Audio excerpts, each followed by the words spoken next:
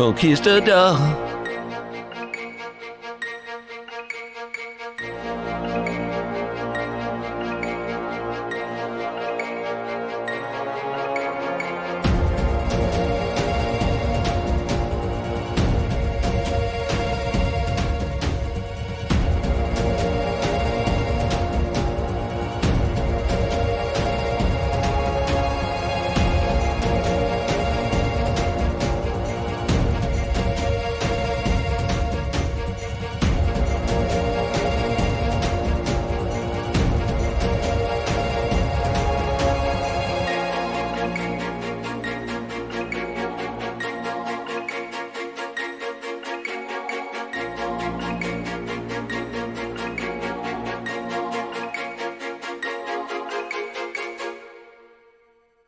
Hey everybody, how's it going? We're about to go live here. Well, we are live. We're about to start the show here in moments. Boy, Facebook and Twitter, social media is so much fun. Oh, and hey, live streamers, get this, watch this. Today's show is brought to you in video, huh? How about that, huh? That's pretty cool. Yeah. All right, so, okay, posted that on Facebook, posted that on Twitter, announced that we're on video.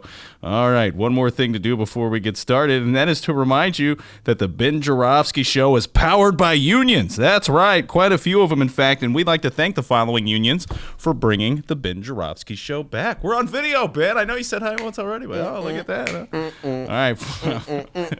All right. We get it. First off, okay, I don't know what that is. Shout out to the International Association of Machinists and Aerospace Workers, Local 126 in District 8, the International Brotherhood of Electrical Workers, Local 9, and the International Union of Operating Engineers, Local 150. Thank you once again to those unions for jumping on board with us. And of course, today's Ben Joravsky Show in video, that's right, is brought to you by our dear friends at the Chicago Federation of Labor. The Ben Joravsky Show starts now.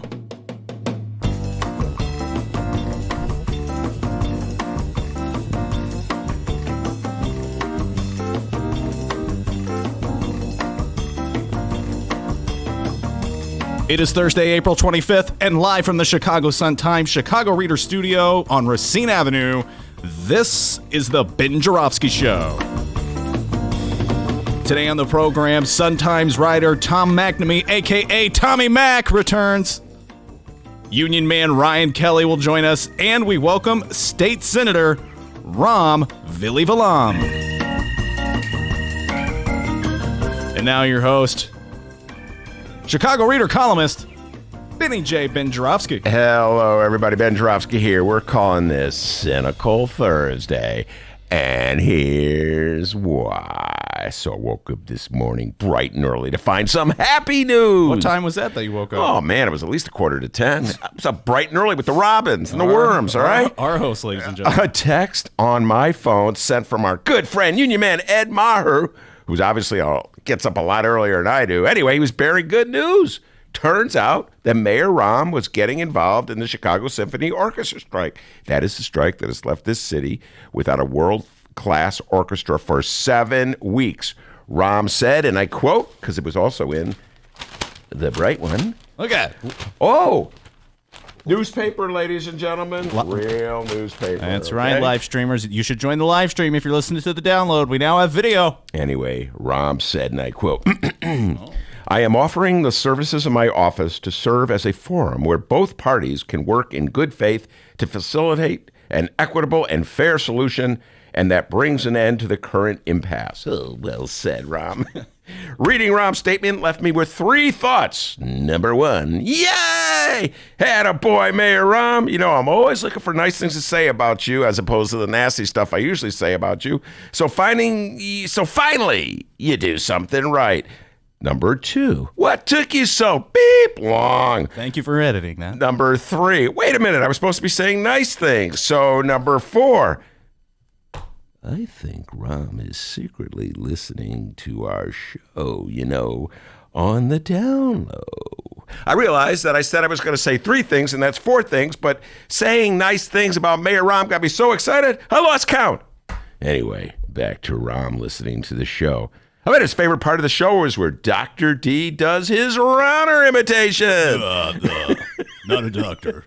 Or maybe where he does his Pritzker imitation. Oh, hey, not a perfect person. Or where he does his imitation of Mayor Rahm. I'm smart, you're not. Maybe that's not his favorite part. Or maybe where I do my imitation of Dennis doing his imitation of Samuel Jackson. Look at the brain on Brad. Anyway, back to Rahm listening to the show. The reason I think he's been listening to the show is last week we had Steve Lester on as our guest, and he's the leader of the orchestra union, and he was talking about the strike and how long it's been going on, how frustrating it is, and how despairing it is to professional musicians that don't get the respect they deserve. And I went on one of my great riffs where I said, come on, Rahm. You want this to be a world-class city that brings people in from all over the world? You cannot allow your orchestra to go on strike. Half of the people who are on the board of trustees are your pals, and they give money to your campaign. They love you. You love them. Get on the horn and call them up. Go settle this thing like a real mayor would do, like Mayor Richard J. Daley would do. All right? Anyway, now Rahm's getting involved. So that leaves me with two more thoughts. One, he wants to do the right thing before he leaves office. Or two, knowing Rahm the way I do, he probably figures they're close to cutting a deal, so he's going to get involved to get the credit for ending a strike that would have ended anyway. Oh, why must I be so cynical when it comes to Mayor Rahm? We've got a great show today, everybody. Tom McNamee, editorial board editor of the Sun-Times, will be here. He'll be sitting right there in that chair. We're talking about all the latest issues of the day, including his latest editorial about J.B. Pritzker and Toiletgate. That'll be interesting. Ryan Kelly, our good friend, union man. Ryan Kelly will be in, talking about all the labor issues of the day. State Senator Ram Villivalam, the pride and joy of the northwest side of Chicago, West Riders Park, will be sitting right over there. He'll be talking about all the political issues of the day. So we have labor talk, political talk, Mayor Rahm talk, which is kind of political talk as well. Talk. A lot of Joe Biden talk ahead of us. So we'll get into all that discussion. But first, the doctor with the national news. How's it going, guys? My name's Dennis. Not a doctor. It's the middle of the day. Let's talk about the national news happening this afternoon. And yes, since Joe Biden finally announced that he's running for president, took you long enough, buddy. We'll sum up our Thursday, April 25th coverage in the Donald Trump White House like this. No collusion, no obstruction, Twitter, Mueller bad, Trump good, tweet. I didn't order my counsel to file Robert Mueller, all caps MAGA, Twitter, witch hunt, fake news, Kellyanne Conway. Oh, and this. Anything you'd like to add, Ben? No, that was like that song by, what was it, REM, this is the end of the world and we know Stop it. singing. Oh, sorry. But you know that song where he goes, Leonard Bernstein, baba, biba, dada, Buddha, bada, Buddha. That's what it was like. Bada Buddha, yeah. Those are the words, Bada Buddha. The spin from the Trump White House lives on. All right, so there's that. Now let's get to it. People, it's finally official today. Grandpa Joe got out of his rocking chair, rocking back and forth on that decision, buddy. I like Grandpa Joe. He put on his best suit and released an online video. Oh, He's running for president. Very hip with the online video. He's running for president in 2020. And whether you could care less or not, Joe Biden becomes an immediate top front runner in this 2020 election. We'll play Biden's candidacy video in moments, but first, Ben Joravsky, inquiring minds are dying to know, are you riding with Biden? I'm not ready to make the commitment yet. I like to take my time, think about things. I want all the candidates in the race. For all I know, Brian, the brains of this operation, may jump into the race when he's done fixing our camera here and everything. But I got to tell you that I was excited by Biden's entry, in particular because, D, I'm a super cool millennial at heart, and I'm on Instagram. Did you know that? Yeah. I'm on Instagram. So one of my Instagram feeds, that's like what they call it, D, when you get the little messages. Oh, thank you. Thank you for coaching me up on that. Was from Etan Thomas, who is a former basketball player and a political activist now. Anyway, he said he had this picture of Biden next to Stacey Abrams. He goes, dream ticket. I was like, yeah! So excited about that. Would be a good ticket, by the way. Joe Biden, Grandpa Joe, and Stacey Abrams, the former gubernatorial candidate. So you are riding with Biden? Well, I'm kind of excited. I wouldn't say I'm riding with him. I'm kind of feeling Elizabeth Warren. And, I voted for Bernie in 2016. Sounds and like Kamala Harris. I like her, too. So I'm kind of like, see that flag over there, D? blow that way. In the breeze. Here's the video released today, well, part of the video, from former Vice President, now finally 2020 presidential candidate, Grandpa Joe Biden. I wrote at the time that we're in the battle for the soul of this nation. Well, that's even more true today. We are in the battle for the soul of this nation. I believe history will look back on 4 years of this president and all he embraces as an aberrant moment in time. But if we give Donald Trump 8 years in the White House, he will forever and fundamentally alter the character of this nation, who we are. And I cannot stand by and watch that happen. The core values of this nation, our standing in the world, our very democracy, everything that has made America America is at stake. That's why today I'm announcing my candidacy for President of the United States. Folks, America's an idea that's stronger than any army, bigger than any ocean, more powerful than any dictator or tyrant. It gives hope to the most desperate people on earth. It guarantees that everyone is treated with dignity and gives hate no safe harbor. All right, Grandpa Joe, now go sit down, take a breather. That music is stirring, man. I'm all fired up. Bigger than any ocean, did he say? That's pretty good. Like, Grandpa. You know what? The guy's been running for president one way or another since the 80s. Do you realize? I think you weren't even born yet when he was running for president, all right? I remember 1983. Well, okay, you were a toddler or whatever you were when you started running for president. You were going goo goo gaga in Alton. But it sounds like you're going goo goo gaga for Biden. I'm just saying. I'm just, I found that very stirring, and I saw flags flying, and, I've put Stacey Abrams on the ticket with them. I could be, convinced. Come on. By the way, a great column by Mary Mitchell in today's Bright One. Oh, look at that. Live streamers. We got video. If you're listening on the download, check out this live stream video we're doing. You'll see that the doctor is looking very, very, very, okay, very smooth and slick in that outfit over there. Yes, Stacey Abrams will be coming to Chicago. Mary Mitchell, Sun-Times columnist, will be the moderator at an event where Abrams will be participating in the Chicago Humanity Festival's annual Joanne Alter Women in Government Lecture. Anyway, good column by Mary Mitchell about Stacey Abrams. Etan Thomas says Stacey Abrams and Biden. Yeah,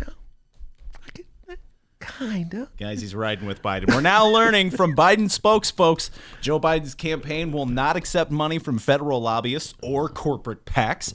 He also won't accept money towards a potential general election campaign.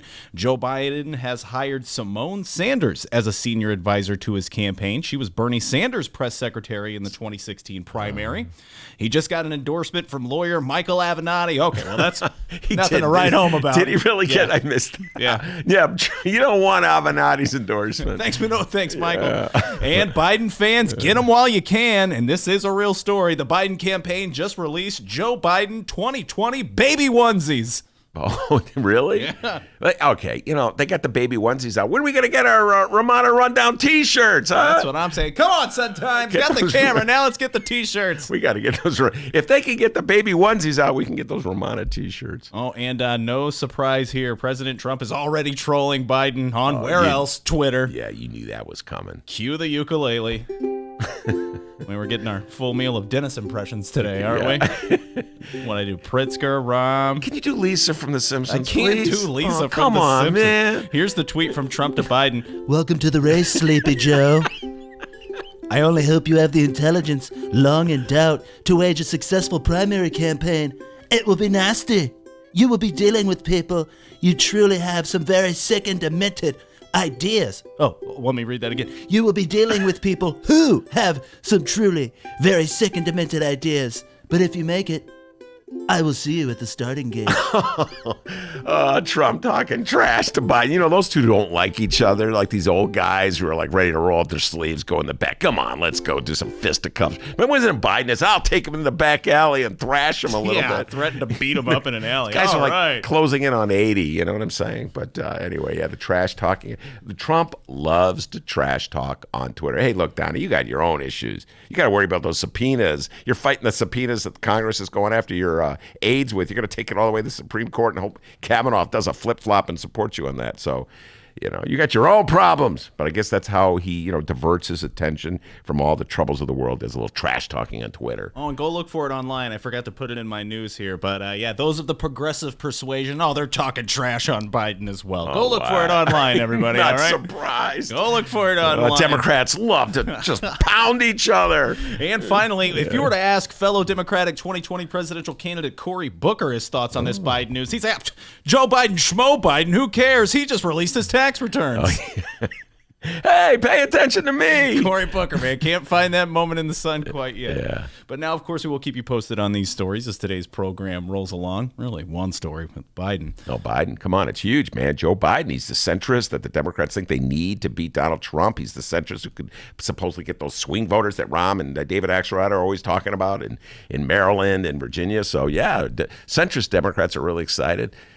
But you're right. Democrats of the lefty persuasion, not so excited. That's why, Grandpa Joe, if you're listening, I know you're a huge fan of this show, just like Mayor Rahm. You're a huge fan of him, You apparently. probably download it together at night. Go, hey, did you hear Dennis's imitation of Lisa Simpson? Anyway, I'm advising you, get Stacey Abrams on the ticket, all right? That'll help you a little bit. All right, Ben, put that Biden lunchbox away. We're going to talk about local news now. You ready to find out what's going on in Chicago and or Illinois? Yes, indeed. Awesome. I was born ready. Incredible. I love that answer because coming up after this short little break, people, we are going to find out exactly what else is news. All right, let me tell you something, D. All right, you ready for this? What? It's a long way to the top if you want to rock and roll. Don't forget that. Oh, my God, are you a rapper? It's a long way to the top if you want to rock and roll, and I can't wait till Dr. D gives it that local news. And if anybody can tell me who I am quoting when I say it's a long way to the top if you want to rock and roll, Dr. D will send you some frozen steaks. Not sending you anything, but head over to the live stream and answer that if you're listening. It's a long way. Anyway, we'll be right back with the local news. The Ben Joravsky Show is brought to you by the Chicago Sun-Times. For the latest in Chicago and Illinois news, sports, weather, and the latest in national news from a real Chicago frame of mind and real Chicago writers, check out the Chicago Sun-Times. Read the daily paper or online at chicago.suntimes.com. And hey, if you have a little extra cash, subscribe. And by the Chicago Reader. For a deeper dive in the daily Chicago news and for all of what's going on in this city, you gotta read the Reader. Music, arts and culture, film, extensive event calendars, concert listings, and more, including weekly political columns from writers like Maya Dukmasova and, yes, our very own Ben Joravsky. The Chicago Reader is free in newsstands and at chicagoreader.com. That's chicagoreader.com.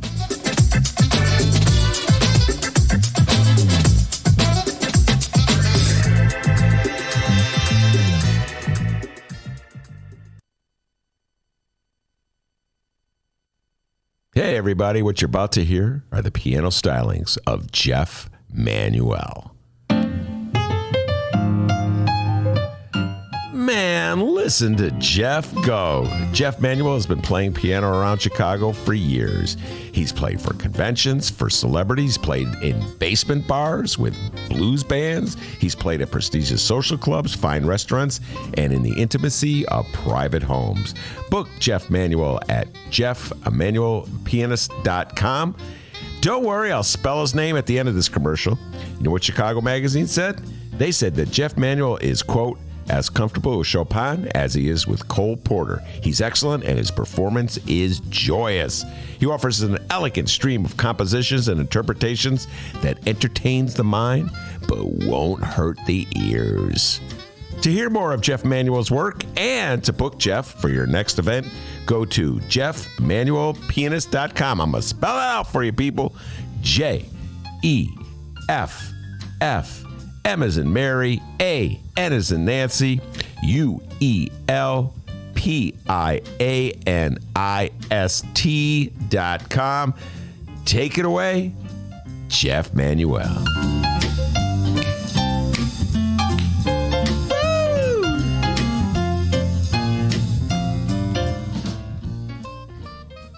Damn, that guy can play piano. It's good stuff, man. Welcome back to the Ben Joravsky Show, live from the Chicago Sun-Times. Yes, indeed. We're back live. We are indeed in our humble little studio at the Sun-Times, just down the hall from the bathrooms. And we're about to take that deep dive in the local news. What you got for me, young man? Absolutely. We're about to find out what's going on locally. And today, well, it's time for What Else is News. And today, we're going to talk again about an issue that our host, Ben Joravsky, calls pointless, non-existent, irrelevant, an illusion. Oh, yeah, man. Today, we're talking about aldermanic prerogative. For those who may not have known, Mayor-elect Lori Lightfoot has promised to issue an executive order on May 20th, a.k.a. her inauguration day, ending the unwritten rule that has given aldermen virtually iron-fisted control over zoning and permitting in their wards. This is also known as aldermanic prerogative. And yeah, believe it or not, some aldermen in the city have a problem with Mayor Lightfoot wanting to do that. The following comes from the Chicago Sun-Times and the one, the only, Fran, the Woman Spielman. People, go check out the Fran Spielman Show, chicago.suntimes.com. She has the best guest. She airs her show in the same building as us. Ben, I heard she'll be having Chicago Mayor, but thank God not for much longer, Rahm Emanuel on our show in the coming weeks. On her show. On her show. Yeah, it said our show. Yeah, on her show. That ought to be a very good interview. Fran, don't worry. When Rahm comes in, you do your show very early on Friday. Ben wakes up at like 10 every morning, all right? You won't have to worry about these two crossing paths, right? It'll be all good. All good. Well, apparently, Rom, you listen to the show, so it'll be all good, buddy. Don't worry about it. Ben wakes up really late. I just got a text from Rom. He really wants you to do your Lisa Simpson imitation. Oh, really? I don't do Lisa. I do Marge. Oh, is it Marge? Come on. Sorry, Rom. I thought it was Lisa. All right. Get with it. All right. How about J-Rock? Can you do a J-Rock? Not doing J-Rock from the Trailer Park Boys. Aldermanic prerogative time. Here's the article today from Fran Spielman. Facing pushback from some of the city council's most senior aldermen, Mayor-elect Lori Lightfoot tried Wednesday to refine the signature promise of her campaign, ending aldermanic prerogative. But if Lightfoot pushes too hard, she could have a fight on her hands with some aldermen who support she needs to approve a budget that's almost certain to include painful cuts and tax increases to satisfy a $272 million spike in pension payments. Let's pause there. Ben Joravsky, go.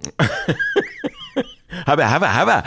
I was really listening and enjoying your riff there. She's already backing off, by the way, Lori Lightfoot, on this pledge to get rid of aldermanic prerogative. I could go on and on about aldermanic prerogative. As you said earlier, I believe it's a phony issue. It's a fraudulent issue. It's a fake issue. And I know many of my friends of the leftist persuasion really get upset when I say these things. We'll get to that later. Oh, okay. But it's a phony issue because in reality, follow me what I'm about to tell you, folks. In reality, under Mayor Rahm and Mayor Daley, and that stretches back, that encompasses all the years between 1989 and now. That's a lot of time. All right? Let me do the math. Okay. 30 years, all right? Nice. Good work, Dan Biss. So good at that math. Hold on. Yep, 30 years. Just did the double check. That's 30 years. That's a long time. We haven't had aldermanic prerogative. Aldermanic prerogative is really mayoral prerogative. And so this notion that aldermen have sole control of whatever goes on in their wards when it comes to land use or zoning decisions, there's an asterisk on top of that, and that says when the mayor doesn't want to get involved. So the mayor will allow a local alderman to regulate things that the mayor doesn't care about, and that gives the alderman the illusion of being in control and being the man or the woman in his or her ward. But when it comes to things that the mayor really believes in, the mayor really wants, there is no more aldermanic prerogative. And do you need evidence of that, D? Do you want some evidence of that? There's many evidences I can cite. Well, there's many examples I can cite. You give those examples in just a moment. We'll continue on here. Ooh, I want to give those. Hold on, let me write that down so I get that thought. Examples coming soon. The Fran Spielman article continues. Aldermen are reluctant to relinquish any more control at a time when their powers have been greatly diminished. Trash pickup is now done on a grid system instead of a ward by ward. An interactive 311 system allows Chicagoans to go around aldermen by making and charting the progress of their own requests for city services. Here's the quote from Mayor-elect Lightfoot on Wednesday on her executive order to end aldermanic prerogative. Quote, I'm having a lot of conversations with current aldermen and looking at ways in which we can address the challenge. But it's a bigger issue than that because there's lots of different things that aldermen are tasked with responsibility that really ought to be something that's done through the executive branch. Aldermen absolutely have to have notice on things that are going on. They should weigh in a constructive way. But what I'm talking about is eliminating the unilateral veto right. We obviously want to be respectful of aldermen. We want to make sure they are fully engaged in representing their communities. And what I'm proposing doesn't preclude them from doing that.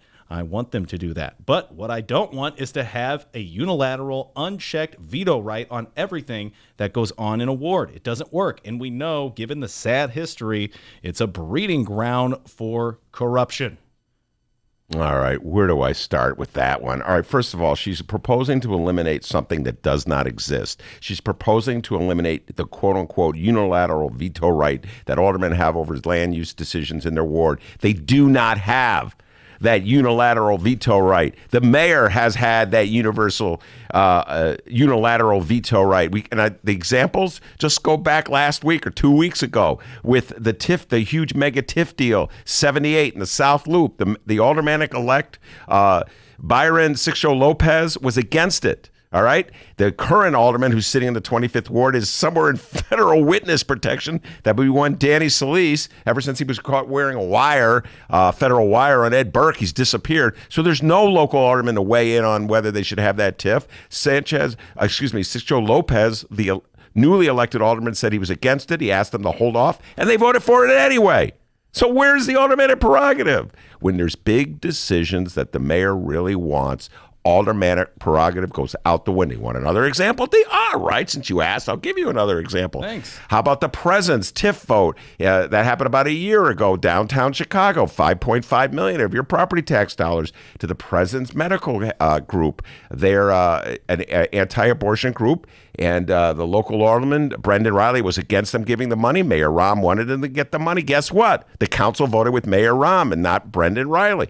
Terry Cosgrove can go on and on about that from Personal Packer, guest from yesterday's show. You want another example? Okay, since you asked, I'll give you another example. Nick Spazzato in 2011 did not want an UNO charter school in his ward. Mayor Rahm and Danny Solis, at the head of the zoning committee, wanted it there. They shoved it down his throat. Time and time again, aldermanic prerogative goes out the window when the mayor wants to override it. When the mayor doesn't want to override it, when he or she doesn't care about the zoning issue, he'll let the local alderman decide it. So stop pretending that this is an issue when it's not. This is so classic Chicago, ladies and gentlemen. We have so many pressing problems in our city. And yet what do? We solve problems that don't exist. That makes it easier not to deal with the real problems.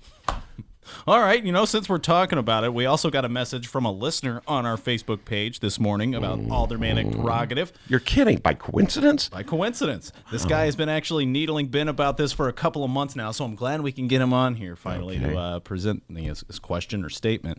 His name is also Ben. Well, you're kidding me. Wait a minute.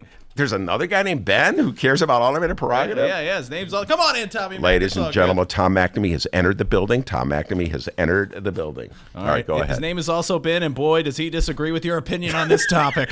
I wonder if it's like my shadow self, like the movie Us. It's like another Ben. Do you think late at night I write stuff to myself? Well, he's on Facebook. He looks way younger than this Ben I'm looking at right now. Right. What could be my younger self coming back? Oh, whatever. Anyway, what does Ben have to say? Other Ben, I really hope you're listening, buddy, because I'm about to read the question you sent. Ben, please be nice. He's a listener. Here we go. Come on. I love listeners. Here's the message. Please quit asking me to do Simpsons characters and Oh, wait, no, that was actually the message I just sent you. Sorry, let me refresh here. Okay, here we go. Here's Ben's question. Ben says, have someone to argue with Ben on his preposterous perspective on aldermanic prerogative. I'd be happy to. We may have to book him. I was involved in the 41st Ward effort and worked with several organizations on the issue. Ben, if you're listening, you're not getting it. Okay. You know what? Listeners are always correct. Absolutely, always correct. Tom McNamee knows this. When a letter writer writes in, the letter writer's always right, even though the letter writer's wrong. That's how we do it in this business. You're always right, even if you're wrong. But let me just say this, Ben, even though I think you're the other side of me. I just actually addressed this. Have a camera. Here. Oh, show those listeners. Tom, we have cameras today. camera. All right. You're looking very dapper. Thank goodness. And pride and joy of Bogan High School, ladies and gentlemen. Tom McNamee. Anyway, here's this column I wrote about. I addressed this very issue. Ben, I'm glad you wrote in. It has to do with the housing battle that went down in the 41st Ward. Maya Dukmasova talked about this when she was on the show on Tuesday. And in that particular instance, the alderman voted to veto what would seem like a perfectly good suggestion, a proposal to put about 20 or 30 units of affordable housing in the 41st Ward out by O'Hare on the grounds that the local alderman, Anthony Napolitano, was against it. Okay, so they invoked aldermanic prerogative as the principal reason for going against this perfectly reasonable affordable housing deal. At least that's my position.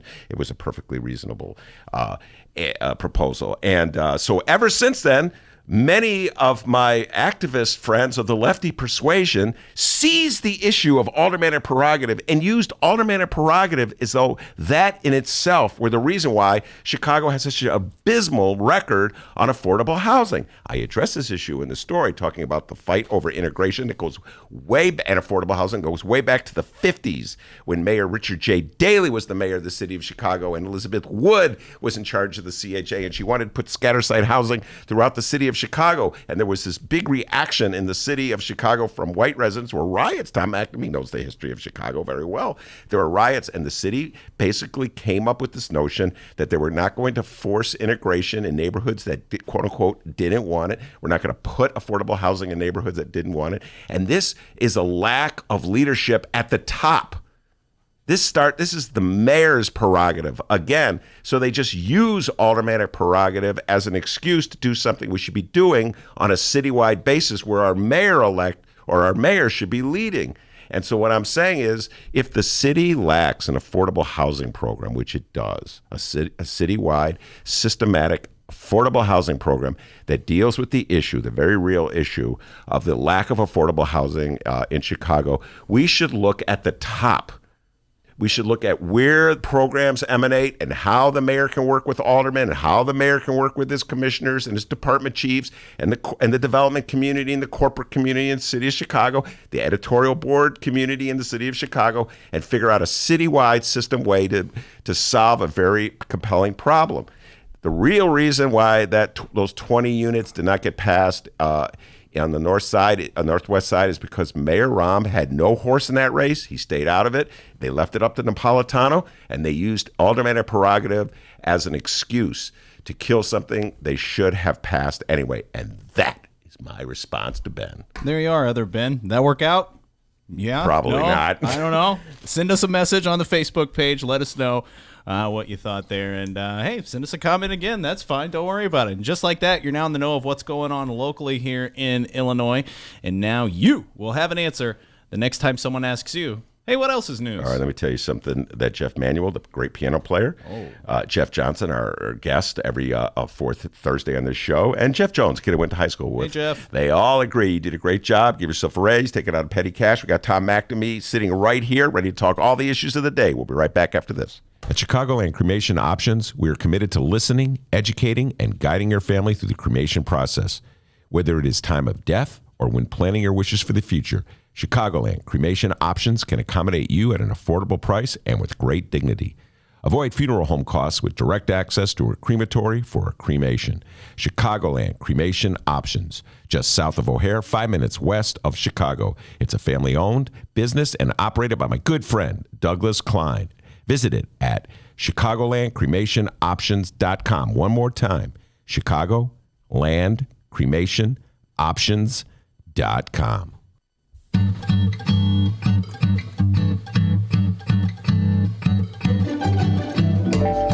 If you would like to advertise with the Ben Joravsky Show, and who wouldn't, contact Tracy Boehm at publisher@chicagoreadercorp.com.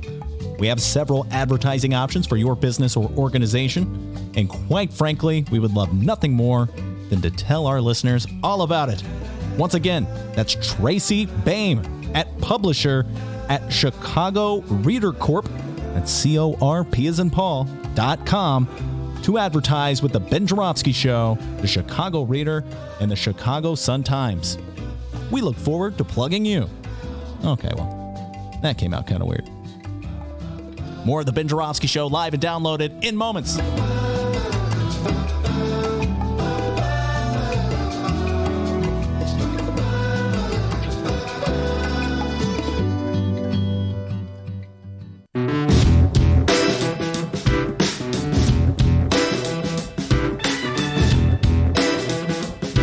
Commercial break over.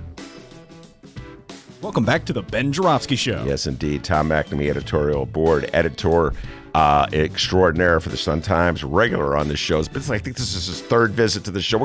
Hey, Sun-Times, let's get some Tom McNamee, some Tommy Mac T-shirts. We got those Ramada T-shirts coming. Tommy Mac hat would be awesome. A Tommy Mac hat to go with the Ramada T-shirt. Man, that would be killing. Anyway, Tom, welcome back. Thanks for taking a break in your day. I know you love to joust with me as much as I love jousting with you. It's been fun. All right, now today's editorial, actually in total agreement with you, 100%. Like to say that right now. Yeah, by the way, that ultimate prerogative thing, we don't get into it, but I agreed with what you said, that it really starts at the top. And if you just seize on automatic prerogatives as the evil of all things, it is a problem. But to pretend if you got rid of it, that solves everything, that's silly. But go ahead. Let's go back to the... I agree with you 100% of what... Wait, you're agreeing with me. So Off to a good start. Off to a good start. By the way, I'm happy to see David Roeder's name in the Sun-Times. An old friend of mine, David Roeder, good man. David Roeder back with the Sun-Times. That's good news. All right.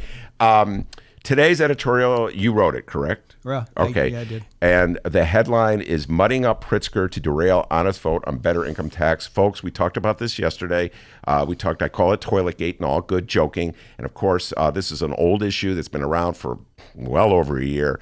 The Pritzkers, JB and his wife, took out the toilets in their mansion on the Gold Coast. And as a result, the value of their home fell. And as a result of that, they paid less in property taxes. And as Tom McNamee likes to point out, if somebody gets a break on their property taxes, everybody else pays a little more to compensate. So it was an important issue in the gubernatorial race last year.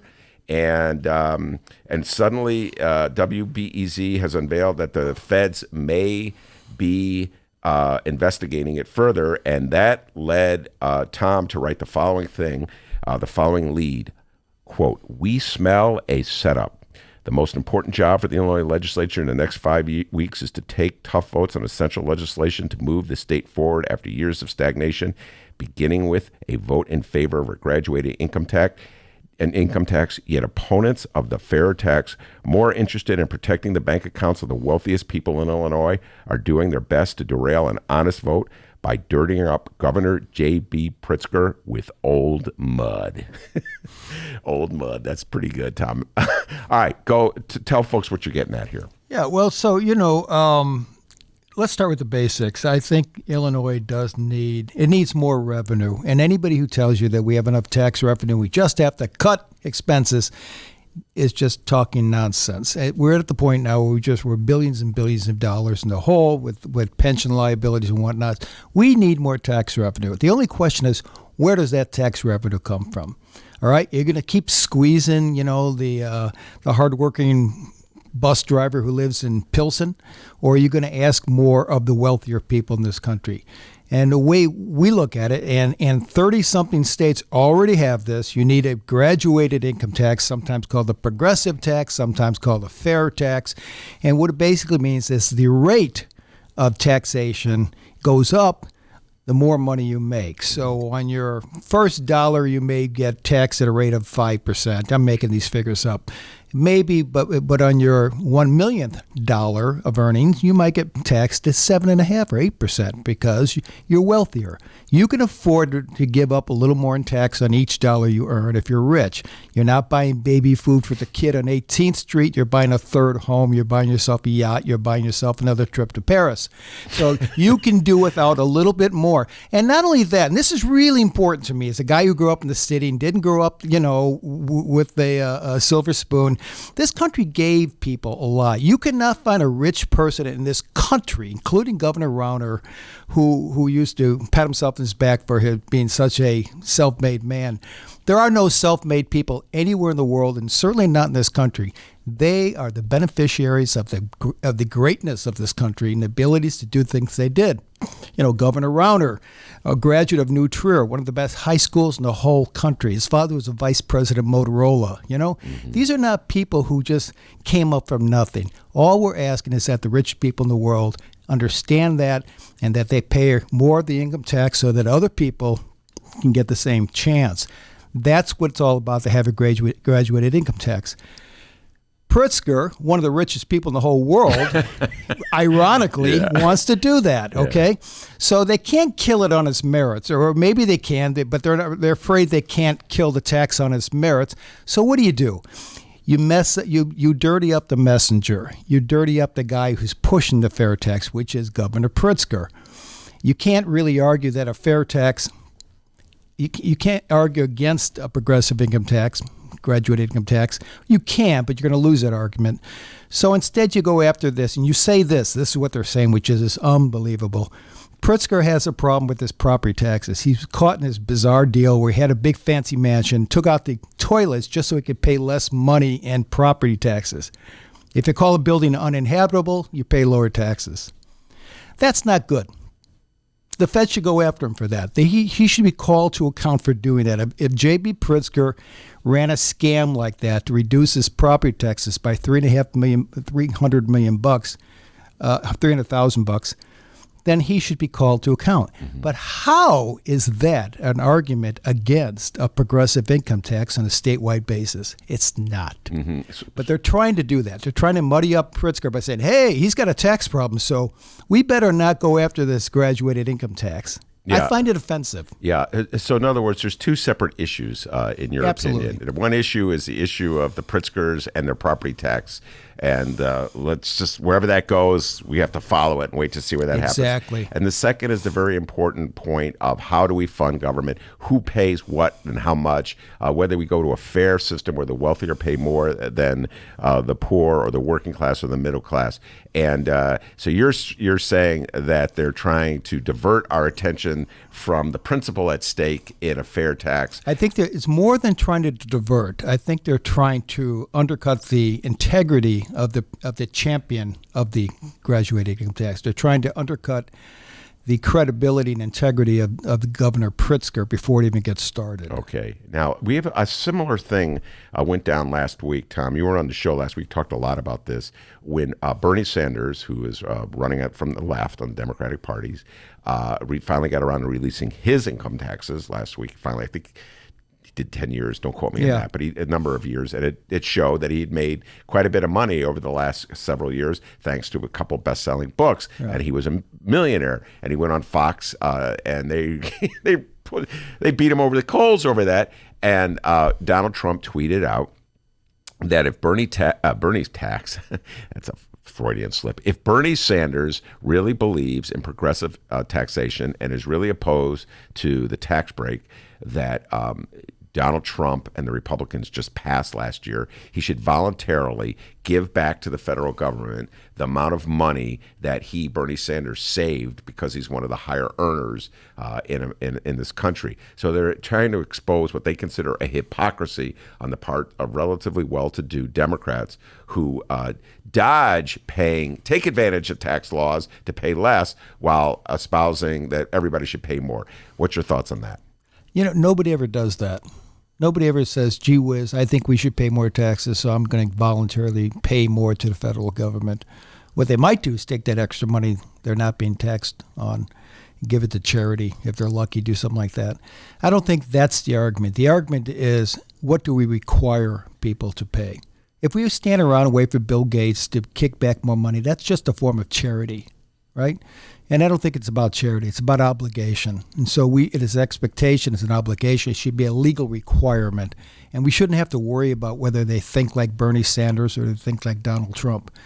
If you're very, very wealthy and you benefit from all of the opportunities you have in this country, you should be required to kick back taxes at a rate that reflects your success compared to other people. I don't think we should have our tin cup out and hope there are enough Bernie Sanders out there really put money into it. But do you think it's a successful political ploy by the Republicans? Yeah, I think it is. I think Donald Trump's really good at that. You know, that argument, all of these things are successful only in limited ways. They're successful with the people who stare at Fox TV and forgot how to read a book, and and they just get their received wisdom from people like Sean Hannity. But yeah, and among those people, it's very effective. If Bernie really believes this, why doesn't he just give back his money? Yeah. What I find frustrating, and I don't know if I've ever shared this with you, but I find it very frustrating when I see here Democrats, in many cases, echoing these arguments, these Rauner Trump arguments. In my home ward, the 47th ward in northwest side of Chicago, near northwest side of Chicago, there was a contested runoff between Matt Martin and Michael Negron, and Michael Negron was assailing Matt Martin. And I've talked about this show. I had Matt Martin as a guest. Martin was victorious in that election, but Negron at the end, in desperation, using money that he got from Rahm, ironically, was sending out flyers that assailed Matt Martin for trying to for proposing a income tax, a city income tax on the wealthiest people, and he was using the very arguments that the Rauner and Trump have used, that this is a middle class tax hike, even though it's not a middle class tax hike.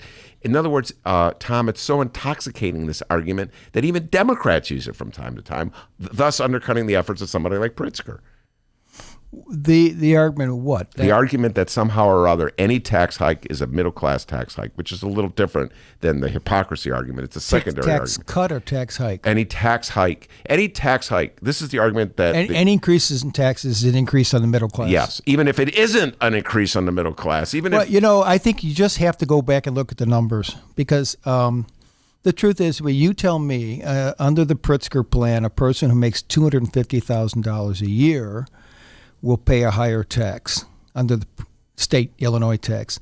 Is $250,000 a year middle class? I mean, you tell me. Mm-hmm. In my definition, no. In my definition, I think you've achieved a certain level of income that takes you beyond that. And that's for an individual, not for a household.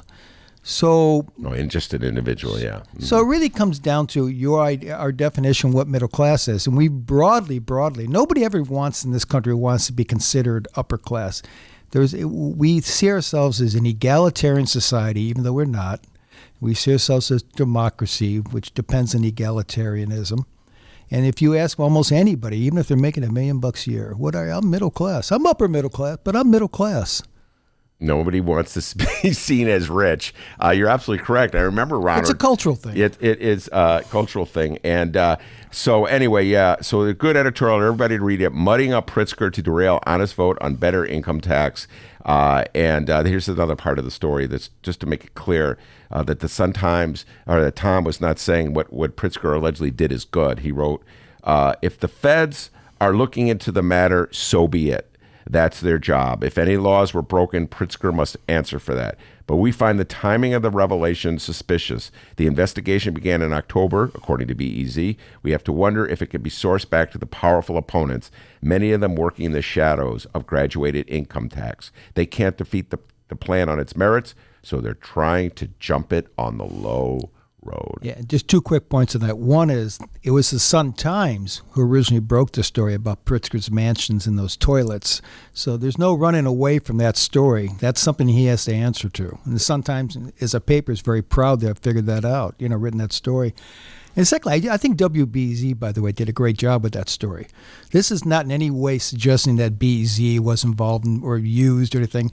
It's a very good story. Dave McKinney. That the feds are looking at Pritzker for the mansion is a very good, legitimate news story, and I think Dave did a good job on it. And another frustrating thing about this debate, you point this out in the editorial, and this has also been written about extensively in all the newspapers, Sun-Times, Tribune, it's up on BZ, is that there's these what do you guys call them? Dark groups.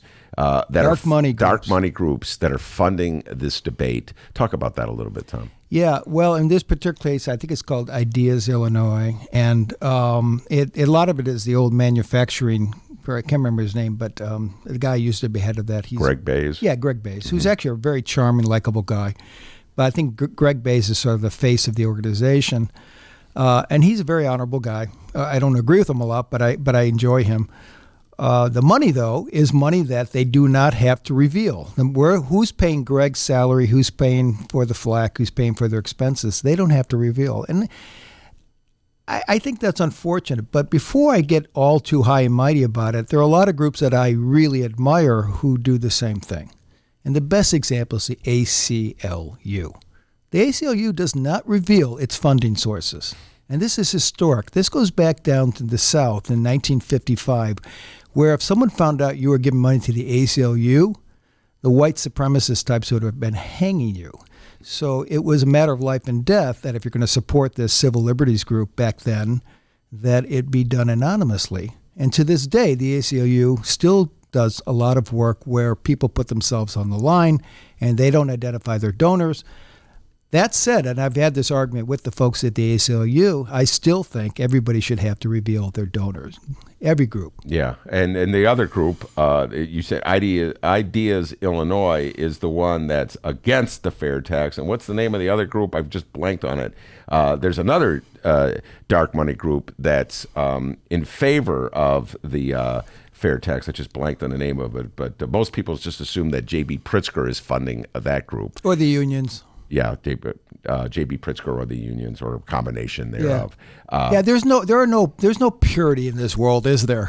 No, there's no purity. Hey, it's an impure world. If you're going to get into the fight to a certain degree, I hate to say this, that's the game, all right? I've had this argument with many people. I'm fiercely opposed to the tactic we see so common in Cook County and Chicago, where you try to knock your opponent off the ballot so you win the election by taking advantage of our crazy election laws. I've had many people sitting in that chair. They vigorously come right back at me. They'll bend. Those are the rules. You got to play by the rules. Just had Jacob Kaplan, executive director of the Cook County Democratic Party, coming back at me. So if someone had 6 legitimate signatures and they're supposed to have 10,000, you wouldn't challenge that? I'm a libertarian on this issue. I believe we should have open ballot access. So you'd have 20 people on the ballot? More the merrier, I say. Yeah, this is exactly. In fact, right now I welcome this. This is the second time I've had this debate this week. What was the argument they used? There's some principle that says the more choices a consumer has, the more confused the consumer gets. And Jacob Kaplan was using that as an example to explain why there was lower voter turnout in this last mayoral, the first round, when there were 14 people running. Then I pointed out to him that the voter turnout actually fell in the second round when there were only 2 people running, thus defeating that. So yes, I would rather err on the side of having more candidates than less candidates. So anyway, that's me in that position. All right, let's move on and talk about impeachment. This is a topic that's been on my mind a lot lately. Should the Democrats try to impeach Donald Trump in the aftermath of the Mueller report? What's your thoughts on this, Tom? Well, I'm curious to know what your thoughts are. You know, when you mentioned earlier that we might talk about this, you sent me the New York Times article, which, if I'm reading it right, is basically making the case for why it is justified to impeach Trump. As if anybody has to make the case. That article is unnecessary.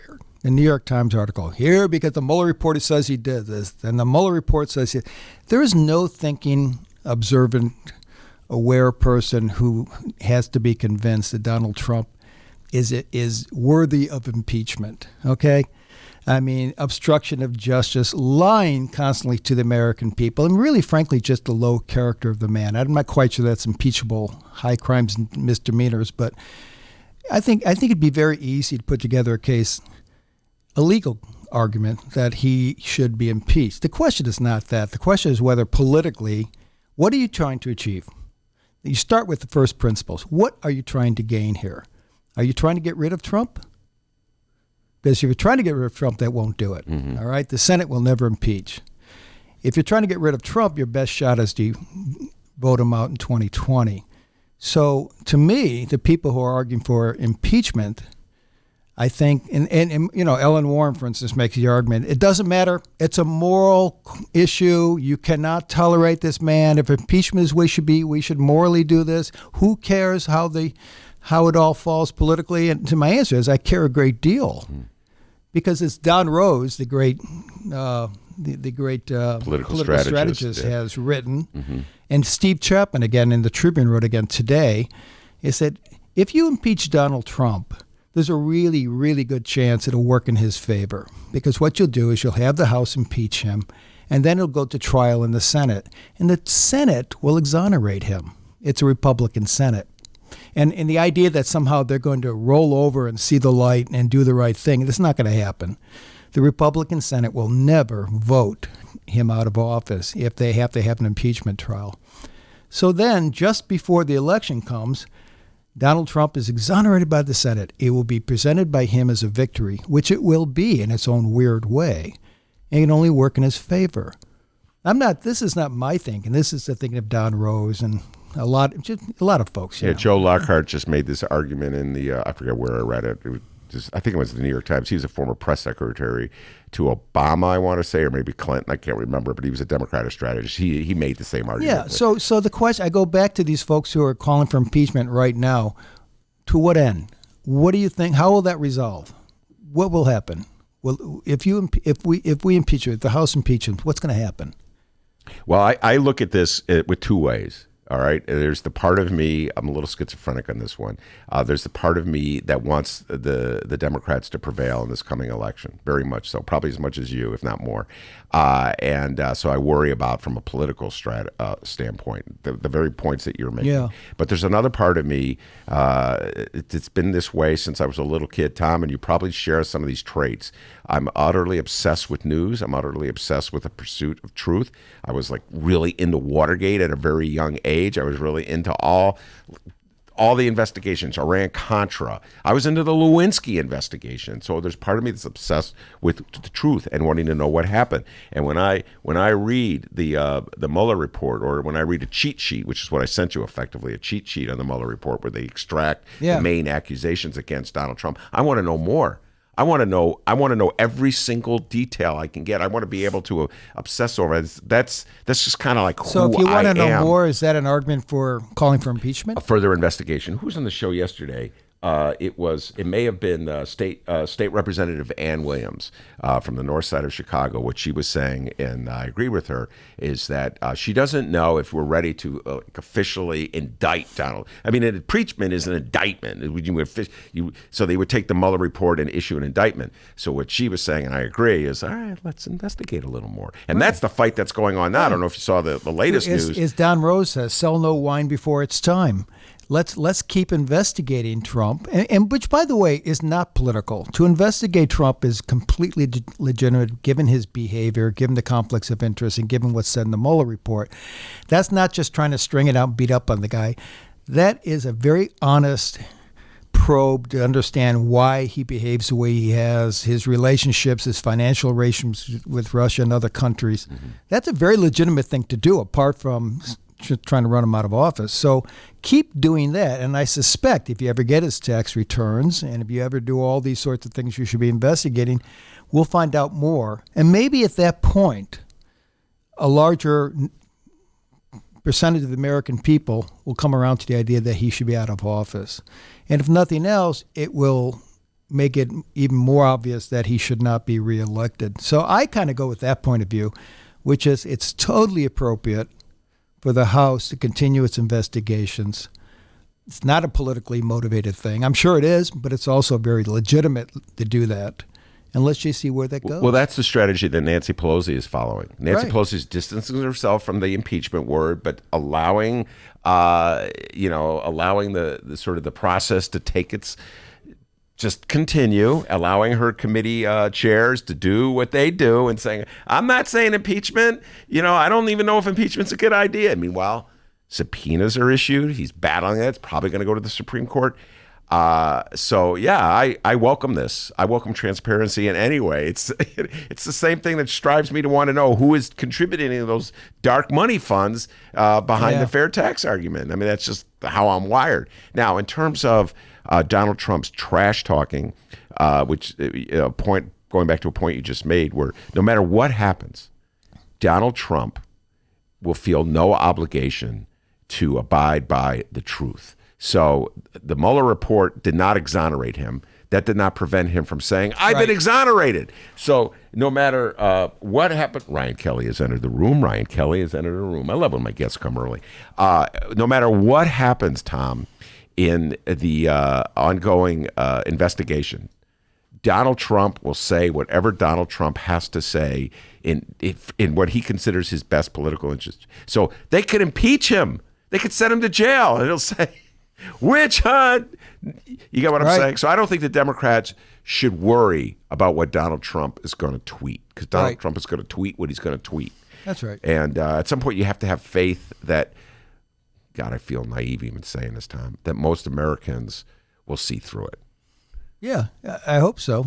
I mean, yes, I hope so too, and I don't know. I have a son who's like 29 years old, and he's convinced that Trump will get elected again because he has such a dim view of the American people. And I tell him, I don't. I have a slightly better view. I think we are better than our president, and I just have this conviction that we'll see that in 2020. All right. Now, before I let you get out the door, I have to ask you about the breaking political news of the day. It's no big surprise to anyone.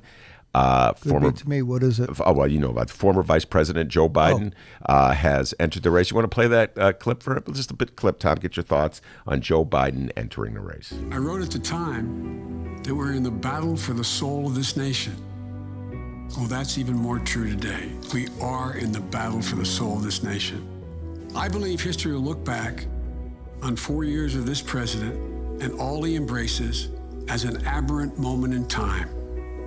But if we give Donald Trump 8 years in the White House, he will forever and fundamentally alter the character of this nation, who we are.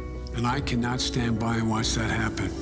The core values of this nation, our standing in the world, our very democracy, everything that has made America, America is at stake. That's why today I'm announcing my candidacy for President of the United States. Folks, America's an idea that's stronger than any army, bigger than any ocean, more powerful than any dictator or tyrant. It gives hope to the most desperate people on earth. It guarantees that everyone is treated with dignity and gives hate no safe harbor. All right, there we go. Joe Biden. Are you right when you hear that, Tom? Are you riding with Biden, or what's your thoughts on Joe Biden? I'm trying not to be too reactive. The way I look, first you got to understand, Ben, I'm the editorial page editor at the Sun-Times. So I always, when I'm talking to you, I always have to keep that in mind. I get very passionate about things. Yeah. But I always have told them I'm not speaking just for myself. I have a title with the paper, and I'm here as, the head of the editorial page. I speak for the paper in a certain way, not all the time. A lot of these comments are mostly my own. But for instance, to say I like this particular candidate right now for the Democrats or that particular candidate, we're almost a year away from the Democratic primary, and there are a lot of people running. I'm just getting to understand them. I've always kind of respected and liked Joe Biden. I also understand his flaws. So good luck to him. I like Ellen Warren, and now there are people, she seems to be fading, and now you have this other guy, the Mayor Pete.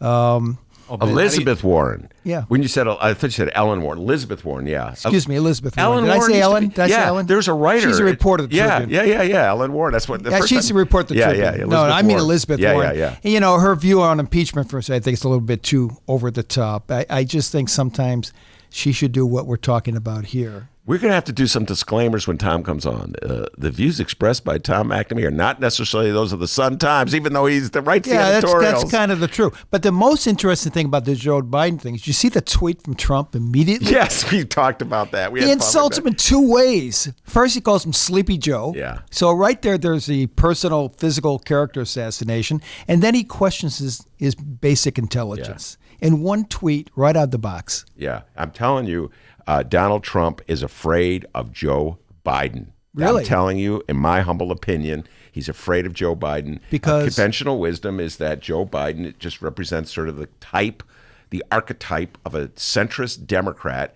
that could win back the states that flipped for Donald Trump, presuming that the Democratic Party's base, which are basically black voters, stay with him. And that's why I'm very excited. Mary Mitchell wrote about it today, about Stacey Abrams being Joe Biden's running mate. And I urge everybody to read Mary Mitchell's column in today's Sunday. Well, think about Joe knows how to say things in a way that relates to real people. His language is simple. His sentiments are pure.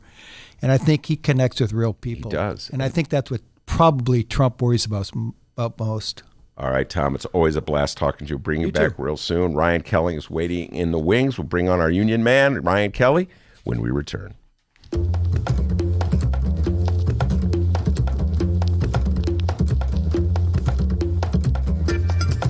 Hey there, producer Dennis here. Thanks for finding and listening to the brand new Ben Joravsky Show. All right, so here's how this works. The Ben Joravsky Show live streams on the Chicago Sun-Times YouTube channel Tuesday through Friday, 1 until 3 p.m. Once the show is over, you can listen to the replay on our YouTube channel, or we throw it online for you to download by 4 p.m. Where can you download the Ben Joravsky Show, you may be asking yourself? Well, you may be asking yourself a fantastic question. You can find previous Ben Joravsky shows and guest interviews through several outlets. The Chicago Sun-Times Online, chicago.suntimes.com, the Chicago Reader Online, chicagoreader.com, and wherever else you listen to your favorite podcasts. Apple Podcasts, Google Play, pick one. Just search for The Ben Joravsky Show. J-O-R-A, V as in victory, S-K-Y. So, let's recap. Tuesday through Friday, 1 until 3 p.m.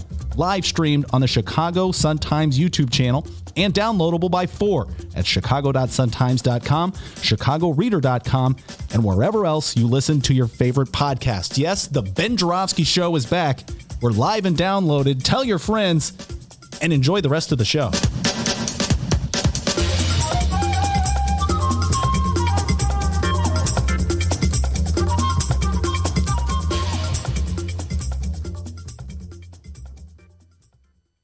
Hey everybody, producer Dennis here.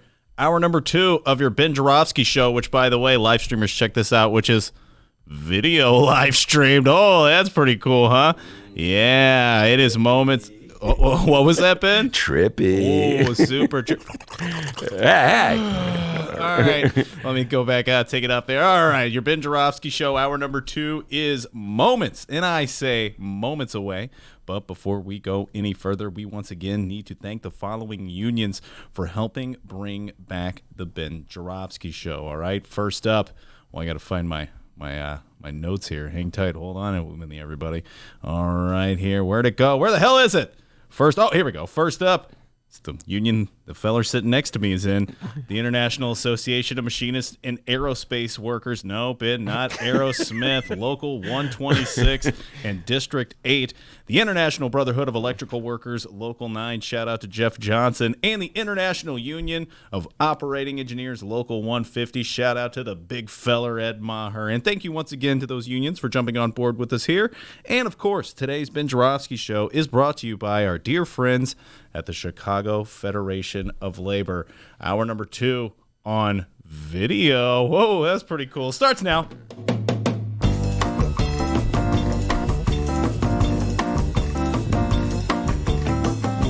It is Thursday, April 25th, and live from the Chicago Sun-Times Chicago Reader Studio on Racine Avenue, this is the Ben Joravsky Show. In this hour of the program, Union man Ryan Kelly joins us, and we welcome State Senator Ram Vilivalam.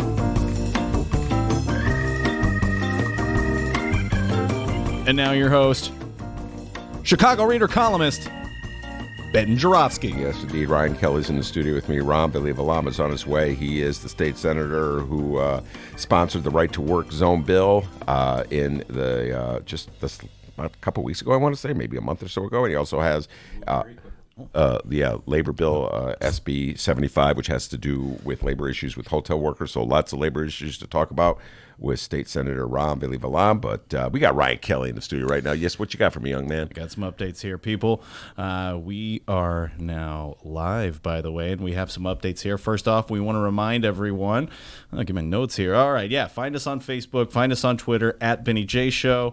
And wait, hold on a second. Let me get my notes here. Yeah, it's a crazy day here. All right, here we go. Updates. First off, if you are one who listens to the download of the Ben Joravsky Show, and if you've asked yourself, Wonder what these guys look like. Well, prepare to be disappointed. Today's show was live streamed on video. Go check it out on both the Chicago Sun-Times and Chicago Reader websites, chicago.suntimes.com and chicagoreader.com. Just look for the Ben Joravsky Show at the top of both pages. We'll plan on doing this every day. How's it going? So we hope you'll join us live and check it out sometime. All right. Also, yesterday, he came in our studio. He put on the headphones, and I recorded the whole thing. It's our Saturday bonus interview. Last week, we had WBEZ's David McKinney as a bonus. We all got to hear the taped phone conversations and the potty mouth on our former governor, Rod Blagojevich. That was a fantastic interview. Good stuff. Yep. This week is another damn entertaining bonus interview, if you ask me. Ben talked one-on-one with Fox 32 investigative reporter Mike Flannery. Yeah, Flannery was in the studio, man. Yeah, Flannery, we had a lot of fun. That's outstanding. What did you guys talk about? Well, Mike Flannery has been around even longer than I have. I didn't know that was physically possible. That's not right? actually possible. No. He's an anomaly then. Yeah, he's been around. He's from your neck of the woods. He's from the Beverly area. Actually, he's from Washington, D.C. Anyway, we talked about Chicago politics then and now, what it's like to cover City Hall under all-powerful Mayor Richard J. Daley. Goes back to the 70s, the Harold Washington years, Mayor Rahm, and the Baby Daley. So a lot of political talk, historical perspective, his thoughts on where we're going with Lori Lightfoot as our mayor. So just sort of we took a nice little chat, conversation, political deep dive with Mike Flannery, who knows a thing or two about Chicago politics. It's a fantastic interview. It's going to be available for download on Saturday. It's a bonus interview, all right? It's something that we do every week. Go check it out. All right, as Grandpa Joe gets ready to run for president, Joe, don't forget your heating pad. You'll be a mess without it, okay? We have an Alderman Ed Burke update. Oh. Yeah, you know, the guy who got reelected while being under an FBI investigation, that guy, yeah. The following comes from the Chicago Sun-Times and one John Seidel.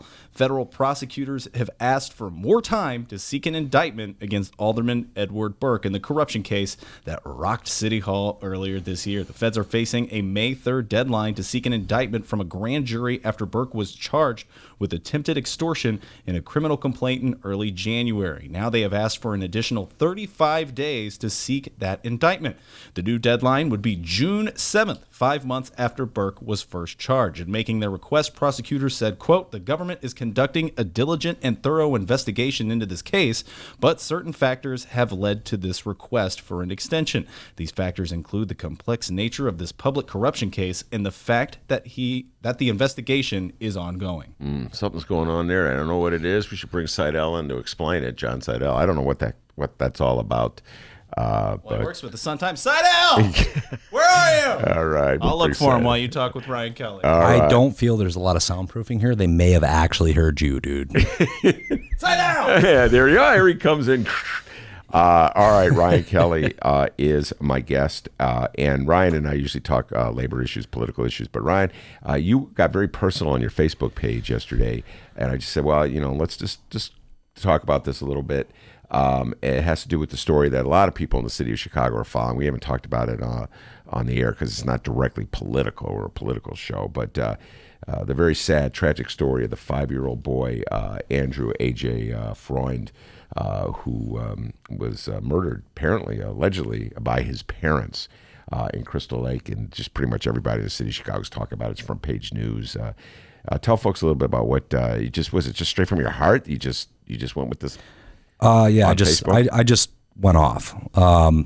I try to be very reasonable with my Facebook posting, my social media presence, and so on, but I speak my mind. But on this one, I basically said the gloves are off because, in labor and politics and so on, and this is why it's relevant, is we're all, I think, well, at least most people, I would hope, are advocating to make a better world for their kids. I have 4 young daughters. And it's one of those things where when you hear or see something like this, it it invokes a response. And I can't imagine just what this kid went through. I can't imagine parents that could be part of this sort of thing.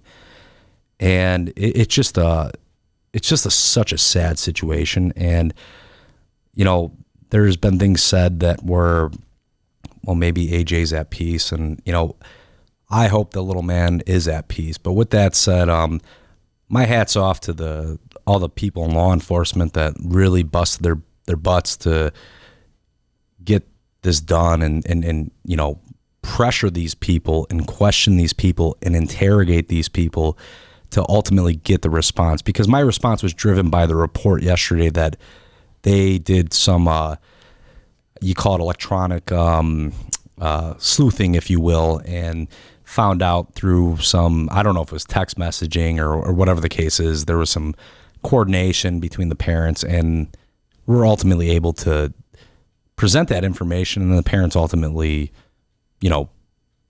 came clean, or, if you will, alluded to where the young man lied to rest. Yeah. And that's just terrible. It's terrible in so many different ways.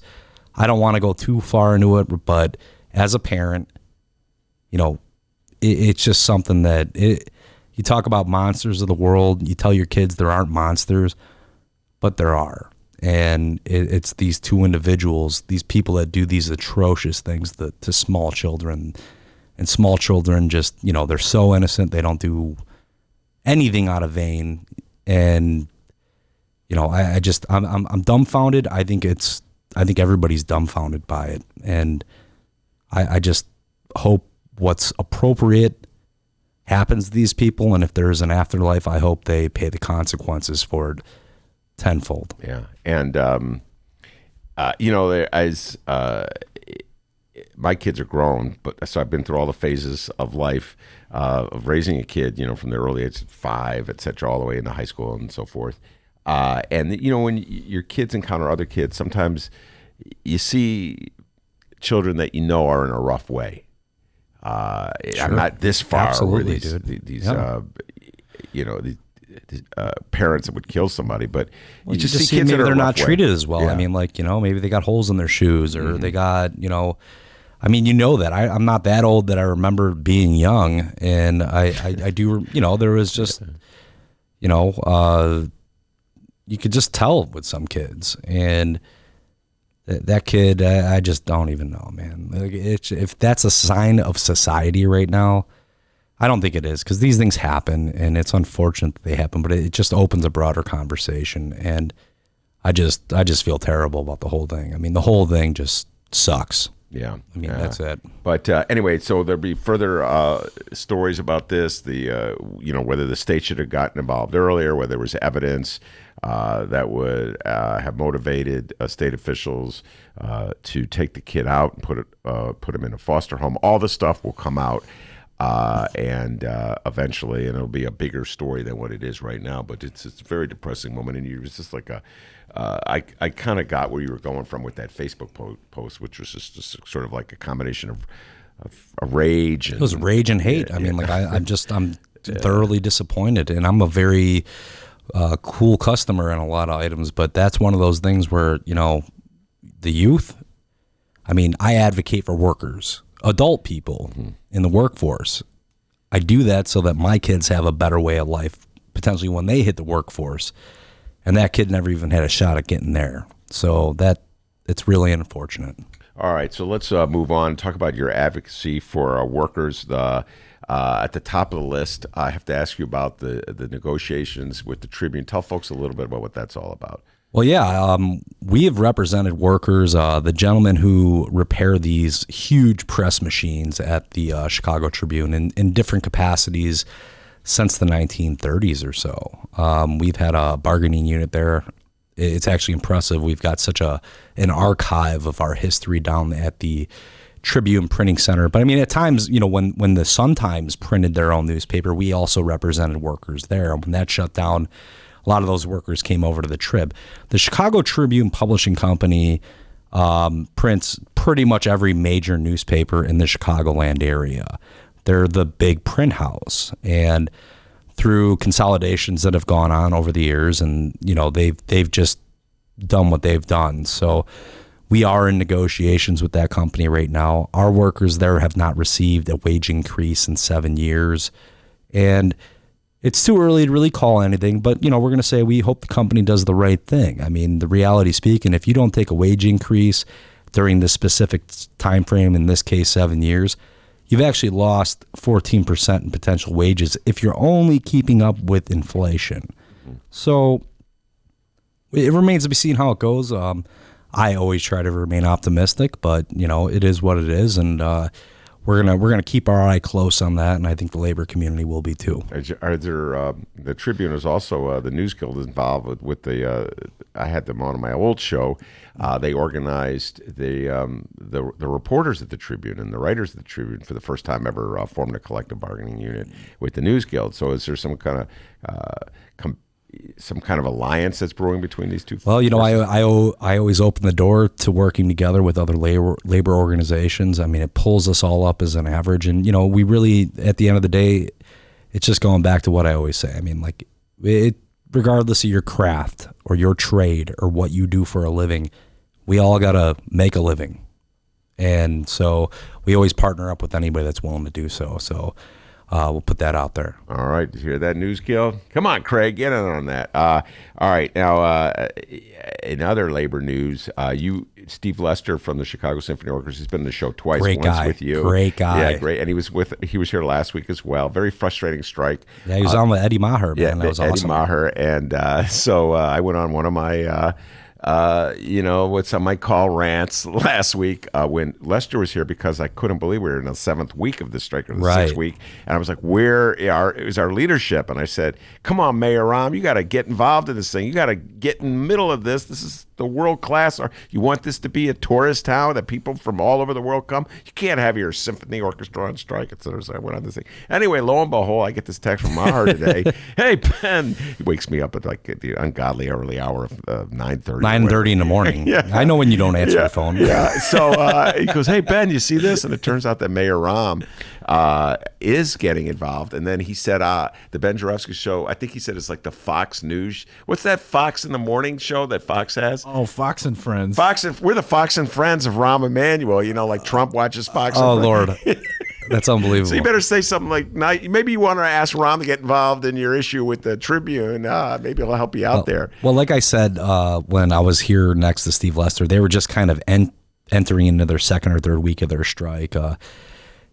CSO management, get your stuff together, because these are great ambassadors to our city. And the mayor getting involved tells me that, he probably agrees with that. And it's one of those things where it's just common sense. I mean, it's one of those things, maybe it gets neglected because it's always been there. So it's like we treat it like it's something normal. No, these people provide value to our city that you almost can't even measure in wages or pension contributions or what your health care costs. I mean, these people are ambassadors for our city. They not only make performances here and perform in different places throughout the city, Grant Park, so on, and paint our city in such a great light, they also travel abroad and, perform in other areas. And like I said, having lived in another city, in Boston, we had the Boston Pops, we have the Boston Symphony Orchestra, and so on and so forth.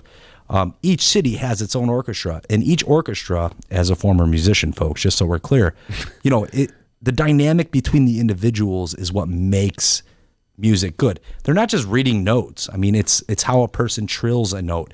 It's how they bend a note. It's how they, for Lester, how he attacks the double bass and how he builds it or swells it or does all this different stuff. That is what matters, and that's what makes our orchestra in the city. And you know what? I'm very satisfied to hear that Rahm Emanuel's gotten involved with that. I think it's going to bring some common sense to the table, and let's get that deal done, folks. All right. Now, in general, how much do you think elected officials should get involved? On this show, I have a lot of strikers come on all the time, and they're pressing their case, and they're using this opportunity to articulate whatever they want. I believe in giving them that forum. But how much should a politician get involved, in your humble opinion? Like, for instance, you got this negotiation you got with the Tribune. Obviously, there's no strike yet. maybe there won't be a strike. But the point is, how much should the mayor of the city of Chicago get involved? This has always been considered a union town. So how much should the mayor get involved in these kinds of negotiations? I think that's going to depend on the politician and the constituency. And I mean, like from place to place, district to district, and so on, that's all going to change. So, I mean, I'm not sure. I mean, the point is, in this case, it has happened. Somebody has stepped in and actually said, okay, enough is enough. Because obviously the company, having offered a last, best, and final, has declared impasse. But with that said, now there are elected officials stepping in saying, well, maybe we can mediate the situation a little bit differently and have both sides look at the ball a little bit differently. And that's often how you crack the ice on a cold negotiation, in my experience. Sometimes it takes someone else stepping in to just say, hey, what are you guys really arguing over here? Where can savings be made? Where can we find a common ground, as opposed to it, as negotiations often deteriorate, you end up with people that are just, their feet are in cement, and both sides, admittedly, can get stuck, and sometimes it takes an intermediary to come in and change that, and we'll see how this shakes out. All right, now, last, best, and final. When Steve was here on the show last week, he talked about how the management had given her, quote, last, best offer. I think that's what the exact quote is. Well, the term is last, best, and final. Okay, last, best, and final. Yeah. So, Ryan, seriously, how can you have a last, best, and final and then ongoing negotiations? When you're organizing workers, when you get people to do the very difficult thing of going out on strike and putting their livelihood and their family at risk, et cetera, and they get exposed to a last, best, and final, that's a very dramatic showdown, ultimatum. What do you tell workers to tell them, well, this is really just part of negotiations, or what do you tell them? Well, I'm going to tell you what, it basically means the company's done negotiating. For the layperson, it's essentially done. The company is done. There's no more movement back and forth. You're not going to say 15. I'm going to say 10. You're going to say 14. I'm going to say 11. That's over. They're done with it. And providing they've been bargaining in good faith throughout, and they've hit their limit, then essentially what's going to happen is they implement their last, best, and final, indicating somewhat of what we call an impasse. And then the bargaining unit pretty much has a choice of either striking or accepting the offer. I mean, that's basically how it breaks down. There's a little more to it, but it's an unfortunate situation. We see that more and more in bargaining nowadays, and it's just not a good indicator of, the financial well-being of some entities in this country right now, where, we talk about the massive tax breaks companies have gotten, yet we're still not seeing, throughout these massive tax breaks, we're seeing an influx in strikes. I mean, people are asking, where is the trickle down? and we all know that, these people on our end of the line of thinking, that trickle down has never actually been a real thing.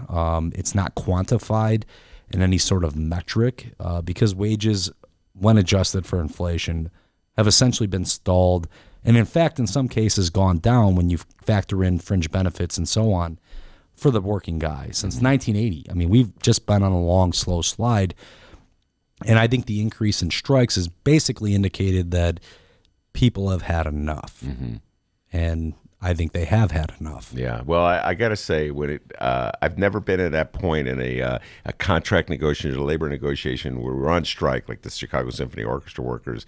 But I think what the lesson is, I would take, you always have to have, you just have to be able to distance yourself. You have to have some perspective, some long-range perspective. So when you hear last, best, and final, you think literally it means last, best, and final. But you know what? It may not mean last, best, and final, if you get what I'm saying, because they're back at it. You know what I'm saying? So if they're back at it, they must be willing to negotiate something. We don't know if they're back at it. I mean, we just know that the mayor's decided to step in. We'll see how that works out. Well, at least they're talking to him. All right. One of the news items you sent to me was one of these peculiarities. It was actually a TIF proposal that I could have supported. Of course, it was nowhere near the city of Chicago. Take that down, folks. Yeah, well, there are some that I in the old days. No, then I know where you're at on TIFs. Yeah, I know. Yeah, but there were some I remember early on, I would write. I could support this one. I could support that one. You know what I mean? I pick and choose and where they are and what they would do and who they'd put to work, et cetera, et cetera. But this was one. This is an interesting case from outside of Chicago. I think it was in Indiana, if I'm correct. So Peru, Indiana. A company, well-known company, Schneider Electric, and they're a very large company. They have they make a lot of stuff that is in the building industry and things like that, and that's obviously been on the uptick and during the last few years. And there was contract, I shouldn't say contract negotiations. I mean, basically what happened was the company announced they were going to leave. And in an interesting move, that our union, the IAM, our territory, GLRs, and so on, really took the initiative and worked with the political folks down in Peru, Indiana, to come up with a very comprehensive plan, because the company cited, we need this specific number of savings, and the IAM and the elected officials down there in Peru worked together to find contract concessions along with tax incentives to, say, hey, we can meet you there. We'll meet your number. I mean, and Schneider Electric said, sorry, we're still moving. Now, folks, that is 300 people in Peru, Illinois. Oh, in Peru, Illinois. My bad. I'm sorry, not Peru, Illinois. I'm sorry, Peru, Indiana. That Peru is not a large town, and when I always try to emphasize to people, it's 300 individuals' jobs, but that's 300 families. That's 300 maybe wives or husbands or 1 to 4 or 5 kids that have health benefits and are able to get the shoes that don't have the holes in them and all this other stuff that even after the work and the concessions that were offered by the workers, and then ultimately the concessions that were offered by the taxpayers through their elected representatives, this company, when that number was met, the company still walked away. Mm-hmm. I mean, again, we talk about the trickle down. I want to see it.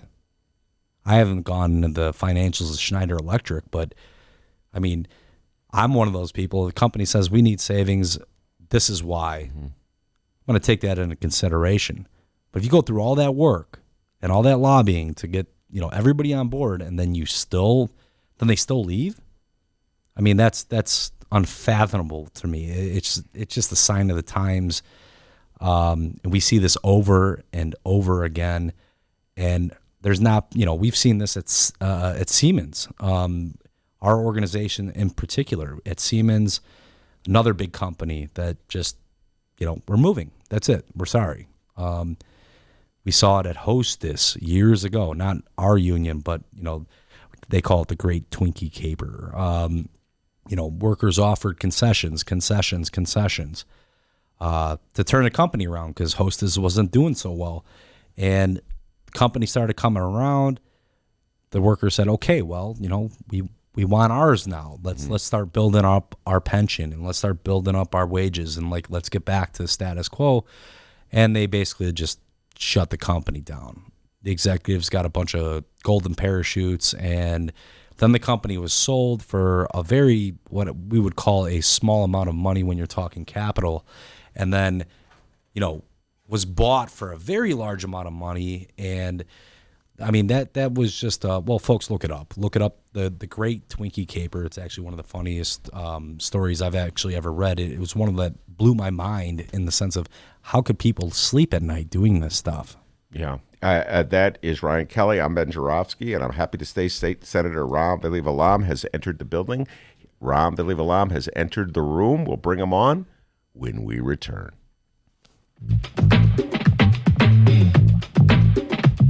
The Ben Joravsky Show is brought to you by the Chicago Sun-Times. For the latest in Chicago and Illinois news, sports, weather, and the latest in national news from a real Chicago frame of mind and real Chicago writers, check out the Chicago Sun-Times. Read the daily paper or online at chicago.suntimes.com. And hey, if you have a little extra cash, subscribe. And by the Chicago Reader. For a deeper dive in the daily Chicago news and for all of what's going on in this city, you gotta read the Reader. Music, arts and culture, film, extensive event calendars, concert listings, and more, including weekly political columns from writers like Maya Dukmasova and, yes, our very own Ben Joravsky. The Chicago Reader is free in newsstands and at chicagoreader.com. That's chicagoreader.com.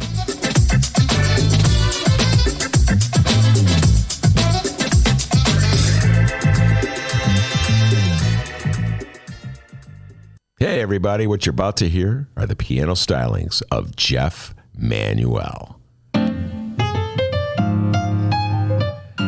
Man, listen to Jeff go. Jeff Manuel has been playing piano around Chicago for years.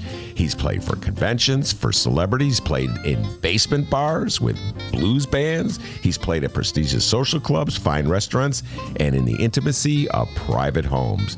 Book Jeff Manuel at jeffemanuelpianist.com. Don't worry, I'll spell his name at the end of this commercial. You know what Chicago Magazine said? They said that Jeff Manuel is, quote, as comfortable with Chopin as he is with Cole Porter. He's excellent and his performance is joyous. He offers an elegant stream of compositions and interpretations that entertains the mind but won't hurt the ears. To hear more of Jeff Manuel's work and to book Jeff for your next event, go to jeffmanuelpianist.com. I'm going to spell it out for you, people. J-E-F-F. M as in Mary, A, N as in Nancy, UELPIANIST.com. Take it away, Jeff Manuel.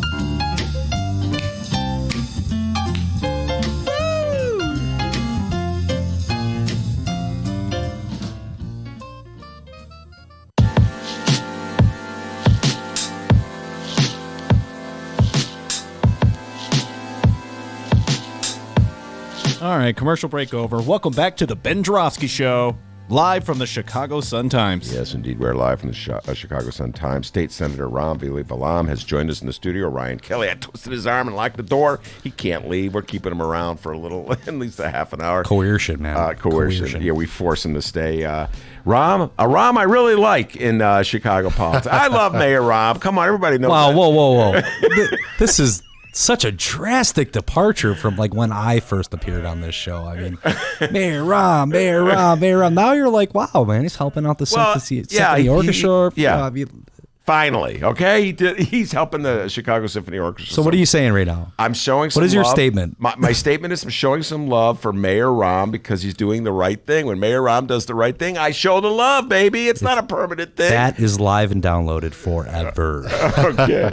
But State Senator Ram, I love this State Senator Ram as well. So welcome to the show. Appreciate you coming in, Ram. Absolutely. Thank you. It's good to be here. And before we get into some of the labor issues today, some of the political issues today that you have on your agenda, tell folks a little about you. You're the state senator from a district on the northwest side of Chicago, West Riders Park. But how did you get involved in politics?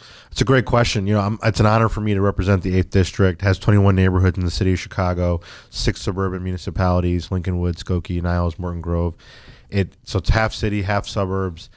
Incredible diversity. Most number of South Asian Americans, most number of Jewish Americans out of any district in the state, and so it's quite an honor to represent that constituency. I got involved, quite honestly, back in high school. I came across an organization called Junior Statesmen of America, a student-led organization, and really started to lobby and advocate. And went to George Washington, and kind of the rest is history. But I still always go back to, where I came from. My parents came here from India in the 1970s. My dad was an engineer in India. My mom was a teacher. But they couldn't get those jobs here when they first got here. They had to work as a dishwasher and a cashier, making $2.30 an hour. And everything was a struggle. and eventually they were able to go back to school, get degrees here, and finish with 25, 30 plus years in public service. And fortunately for me, by the time I was born, we were getting into the middle class, and but it's something that I'll never forget. Their struggle is something that I hear as I knock on doors, and what keeps me going, quite honestly. Now, when I was talking to you on the phone a couple of weeks ago, when I invited you to the show, you told me something interesting about yourself. Yes, you're the son of immigrants from India, but you had sort of like a diverse background, if you will, when you were going to grammar school. Talk about that. You went to Beasley Elementary. Tell folks what Beasley is all about. Yeah, I know because I love basketball, but a lot of people may not know. Yeah, people don't know this about me, and I honestly, I think that's why I take the approach that I do on a lot of different issues. We have to take a holistic approach. So I went to kindergarten through fourth grade. I went to Sayre Language Academy on the northwest side of Chicago. Fifth and sixth grade, I went to Beasley Academic Center, and then seventh and eighth, I went to Skinner Classical, and then I went on to Lincoln Park High School. So for those of you following at home, kindergarten to fourth grade, Sayre Language Academy, northwest side, Beasley Academic, 5000 South State Street, right across the Robert Taylor homes, and Skinner Classical is in the West Loop area. And so I went from an all-white school to an all-black school to a mixed school, and then Lincoln Park was also mixed. And to me, getting exposed to the different communities, the different cultures, could not have been more important, for what I am doing today and how I've come to have the views that I do, and the work ethic, and just the approach as well. Now, Beasley, right across from Robert Taylor Homes, where Derrick Rose, one of the greatest basketball players ever come out of the city of Chicago. So when you said you went to Beasley, I go, did you know Derrick Rose? Yeah. And I wish. Yeah. But so were you the only Indian American kid in that school? I was for fifth and sixth grade, at least in my grades for sure, and I'm pretty sure with regards to the rest of the school, I was the only Indian American. And I got to tell you, there's a lot of talk about the level of education and in each of these communities.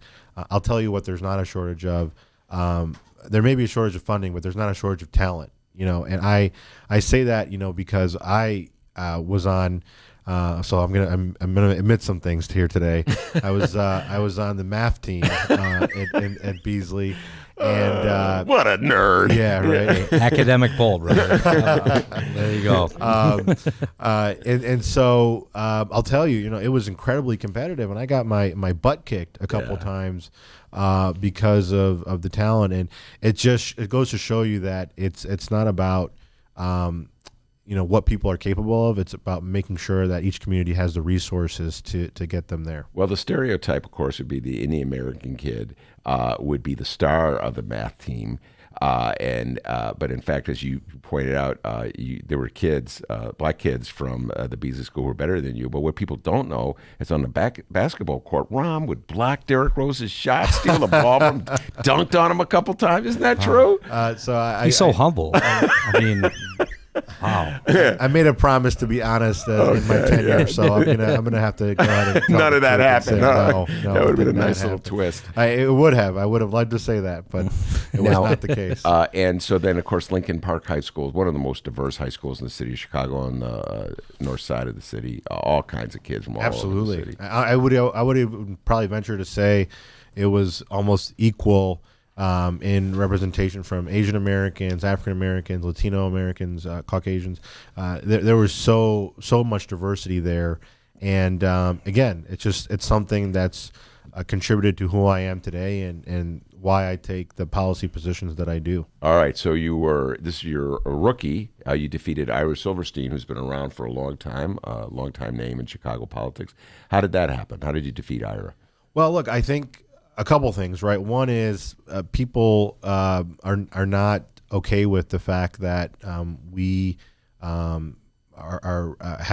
society has been cavalier about sexual harassment, sexual assault. The Me Too movement is real. So that's something that obviously Senator Silverstein had faced in violating the Ethics Act and acting on becoming a legislator.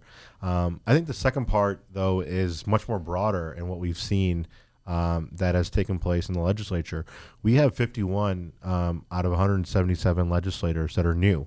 That means 30% of the legislature is new within the last 2 years. I think that is attributed to the fact that there's a desire to have a new generation in government, people that are proactive, progressive, that are really going out of their way to be effective. And I think that combination of 30% new while having people that have been there in Springfield that have some institutional knowledge is important as we move forward. Okay, and so one of your first bills, a right-to-work zone bill. Talk about that. Eradicate. I think Ryan is with you on this one. Immediately you jumped on board with labor. So talk about why you would, one of your first bills, one of your first acts as a legislator would be a pro-labor bill. Right. And talk about the bill itself. Yeah, no, again, it comes from who I am, who my parents were. They had to struggle for everything, right? Being immigrants, having worked minimum wage jobs. So I've seen the labor movement, how they pull people together. I've been a part of those efforts, making sure that people can earn a living wage, making sure they can work in good working conditions. That's what we should be doing in the state of Illinois and quite frankly across the nation. So labor issues are incredibly important to me because even though I don't come from a union family, I come from a working class family, and I wish my parents had a union when they were working where they did, and so that's how I come to labor issues. This legislation was something that, quite honestly, I wanted to pick up and run with because of the destruction that we've seen Rauner do over the last 4 years. This is a governor that had focused in on one issue, which was I want to break unions. You try to talk to him about the budget, I want to break unions. You try to talk to him about a capital bill, I want to break unions. And he had just the absolutely wrong approach about how we lift up Illinois. And I wanted to pass this legislation because I wanted to settle the debate once and for all. Right to work has no place in the state of Illinois, period. And I think another piece of it is the fact that this might be taken up at the Supreme Court level. And I think that's something that we're going to be seeing. Talk about what exactly right to work is. I've explained it in the past. I've had conversations with Ryan on this subject many times. Some of our listeners maybe once or twice. Twice, 3, 4, 5. Yes. Maybe some of our listeners it's are been new a constant. But please, the floor is yours. Yeah, my friend. Explain what right to work is. And please jump in. Look, right to work is really the idea of right to work for less. It's an ideology that essentially says, we don't want you to organize as a collective workers. We don't want you to be able to collectively bargain for more wages and more benefits. It's an opportunity to drive down wages, drive down working conditions, and really is something that's harmful to working class people. And ultimately, within right to work, it's also to degrade what little is left of unionization in this country, which is decreased dramatically since the 70s. I mean, I think we had a high water mark in the low to mid 30s percentile for working class folks being unionized, and just so happens it coincides with like what everybody considers the glory years of this country. And right to work, it's painted a lot of different ways by its advocates, and again, right to work for less. Yeah. And ultimately, what it comes down to is this: it's allowing people to free ride our contracts. That's what it means. It means like if you pay for homeowners, you pay homeowners association fees, your neighbor next to you doesn't have to pay the fees, but he still gets a new tree put out in front of his house. He still gets his furnace fixed, and he still gets all that other stuff. He doesn't have to pay the freight on the legalities that are that are associated with that. He does not have to take any of the freight on, lobbying to get a park in the one section of the area, and this carries over to like auto insurance, anything.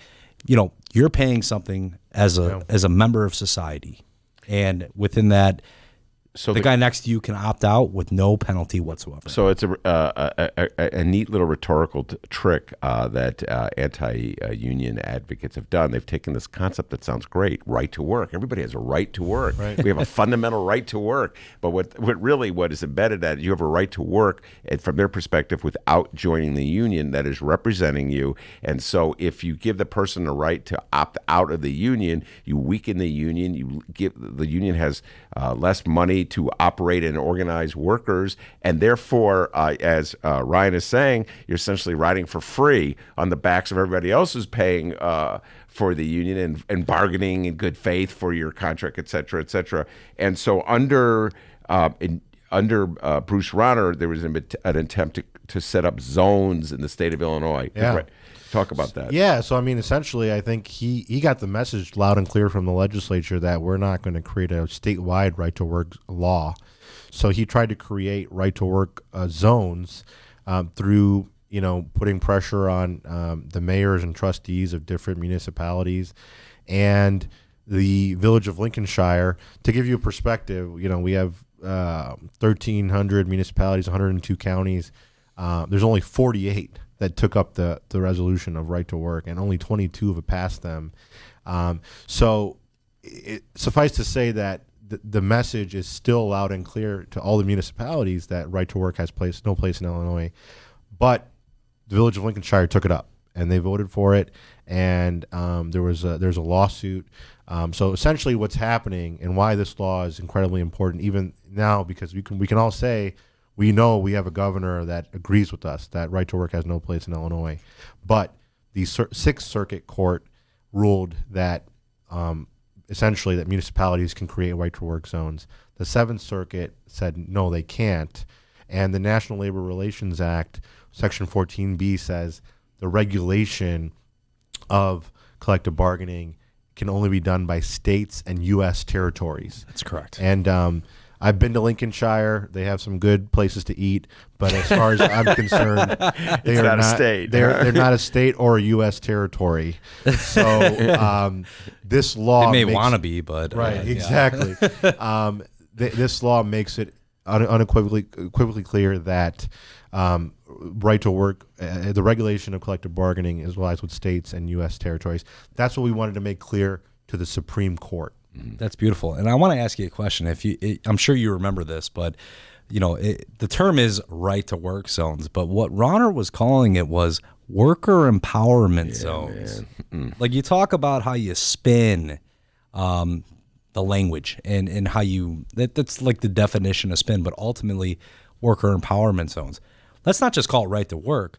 First off, anybody that has a job, if their employer is doing their due diligence, all of them should be citizens of the country, etc. Yeah. So as a result, they all have the right to work. So that's a moot point. But, again, they play the words. But let's play it even further. Worker empowerment zones. Sounds great, right, folks? You're not being empowered by this. In fact, you're being depowered by this. Yeah, no, there's a larger fight going on. And there's a larger fight. It's an age-old fight between capital and labor, and there's always going to be that tension. We talked about this earlier. The negotiations between the Chicago Symphony Orchestra and the striking orchestra workers. Generally, people are acting in good faith. You'll come to an agreement. You'll have a contract, and you'll sign it. But outside the bounds of good faith, there's been an effort for the last 30 or 40 years by the business community, if you will, vestiges of the business community, to eradicate these laws that give workers the right to organize and collective bargaining. And they come up with these Orwellian phrases like, worker empowerment zone to justify an assault on workers' rights to organize. So ultimately, let's face it, the people who run the business can make more money, and the people who work in the businesses get less money. Absolutely. I couldn't agree more. And I just want to make a comment, too, for all of my non-union workers out there, or friends, unions are the source of where your good working conditions, your wages, your holidays come from as well, right? The fight of the unions have led us to getting those wins in the private sector. And so, I think there's sometimes people say, well, that doesn't impact me. I'm not part of a union.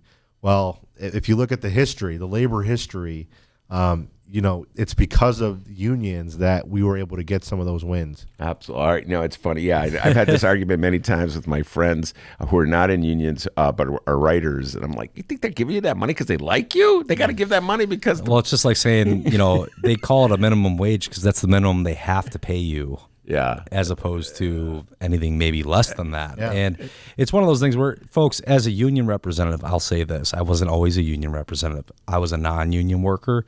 I was a union worker. I came up actually most of my career being non-union. And I will say this right now. Not everybody has to be in a union when the workforce itself has an advocacy group that's pulling up the bar. But that was the case in the 70s. In the 60s, in the 50s, when our greatest generation came up and said, you know what, we are going to take, we're going to fight. We just got done fighting a world war. We're going to organize ourselves. They were organized, and they created a lot of great things, a lot of great working conditions for folks. So with that said, there has been just a slow, drastic, decline. Mm-hmm. I mean, I remember when I started in the workforce, my first job, I didn't have to pay a health insurance premium. That was the norm for some time, in the trades at least, going backwards. You didn't have to, that was part of your package. Yeah. You didn't have a line on your check that says, that's your contribution to health insurance. That's long gone, Well, it's way long gone, Yeah. but why is it long gone, Ben? Yeah. Because we don't have the advocacy. Well, that I'm going to hold off for the moment for the next show about the whole Bernie Sanders and the movement for single payer or Medicare for all. Yeah, you got to table that one. Yeah, I mean, because that's he did or got. I was going to ask you actually this on my list of things to ask you about, Ryan, but he got a resounding cheer. I don't know if you saw this, Ron, when he went on Fox Town Hall. Bernie Sanders did when he called him. He gave his reasoning for Medicare for all, and he got a big applause. So I think there's greater support for this than we actually realize. People are being crushed by health insurance costs. I mean, that's a fact. I think you see it. I would agree. I mean, look, healthcare.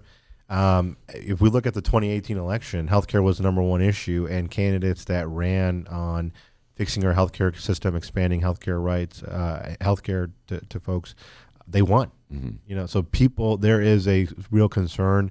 This has almost become the number one concern that people have. All right. Now, before we go to break, I want you to talk a little bit about Labor Bill, Senate Bill 75. You're a sponsor of that. What's that all about? Yeah, it's incredibly important legislation, and I was honored to carry it. So Unite Here has worked on this legislation in the city of Chicago. They passed the ordinance. When you look at the statistics of hotel, motel, and casino workers and the sexual harassment they face, it's 58% of hotel and motels. Excuse me. Is this hands off, pants on? Yes. Yes. Yeah, that's the inside. Yeah, no, that's outstanding legislation. Yeah. Continue, So please. sorry, 58% of hotel and motel workers, have been sexually harassed by a guest. 77% of casino workers have been sexually harassed by a guest. So the numbers are just completely horrible on this. And the bottom line is no worker should feel unsafe in their working environment. And so my legislation would expand this law to the rest of the state. It would also include casino workers, because the city of Chicago doesn't have a casino, and it was honestly an exercise in collaboration and negotiation. We worked with Labor, Unite Here, CFL. We worked with the business groups, the Illinois Hotel and Motel Association, Caesars Entertainment. They were already doing work to address this, and we got together. They got 51 out of 59 votes in the Senate. We would be the first state in the country to pass this law, to make sure that if you are a hotel, motel, or casino worker, you will be provided a safety button to be able to prompt security or the appropriate hotel, motel, or casino staff if you feel unsafe in an isolated space. So to pass the Senate, has it passed the House already? It's passed the Senate. Representative Bob Morgan is the sponsor in the House. So it will go through committee in the House, and I have no reason to believe that it won't pass the House and the governor won't sign it. Very good. That's State Senator Ron Billy Valam, Ryan Kelly in the studio with me. We're going to take a break. We're going to come back and get their thoughts on the man I call Grandpa Joe throwing his hat in the ring. We'll be right back.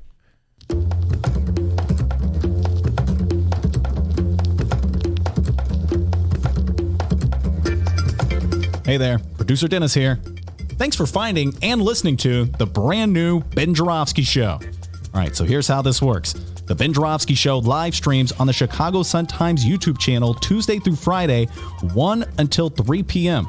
Once the show is over, you can listen to the replay on our YouTube channel, or we throw it online for you to download by 4 p.m.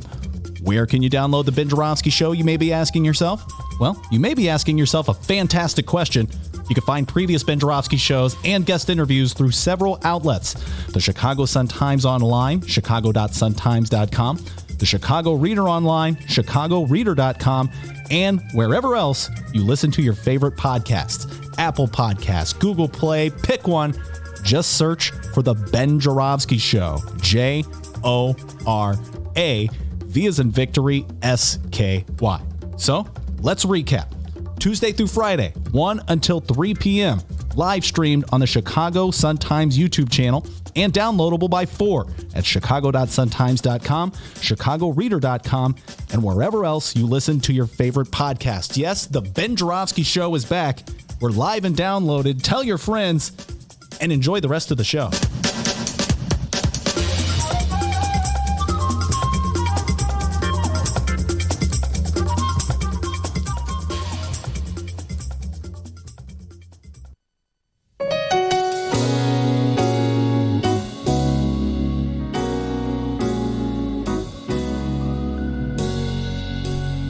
Welcome back to the Ben Joravsky Show.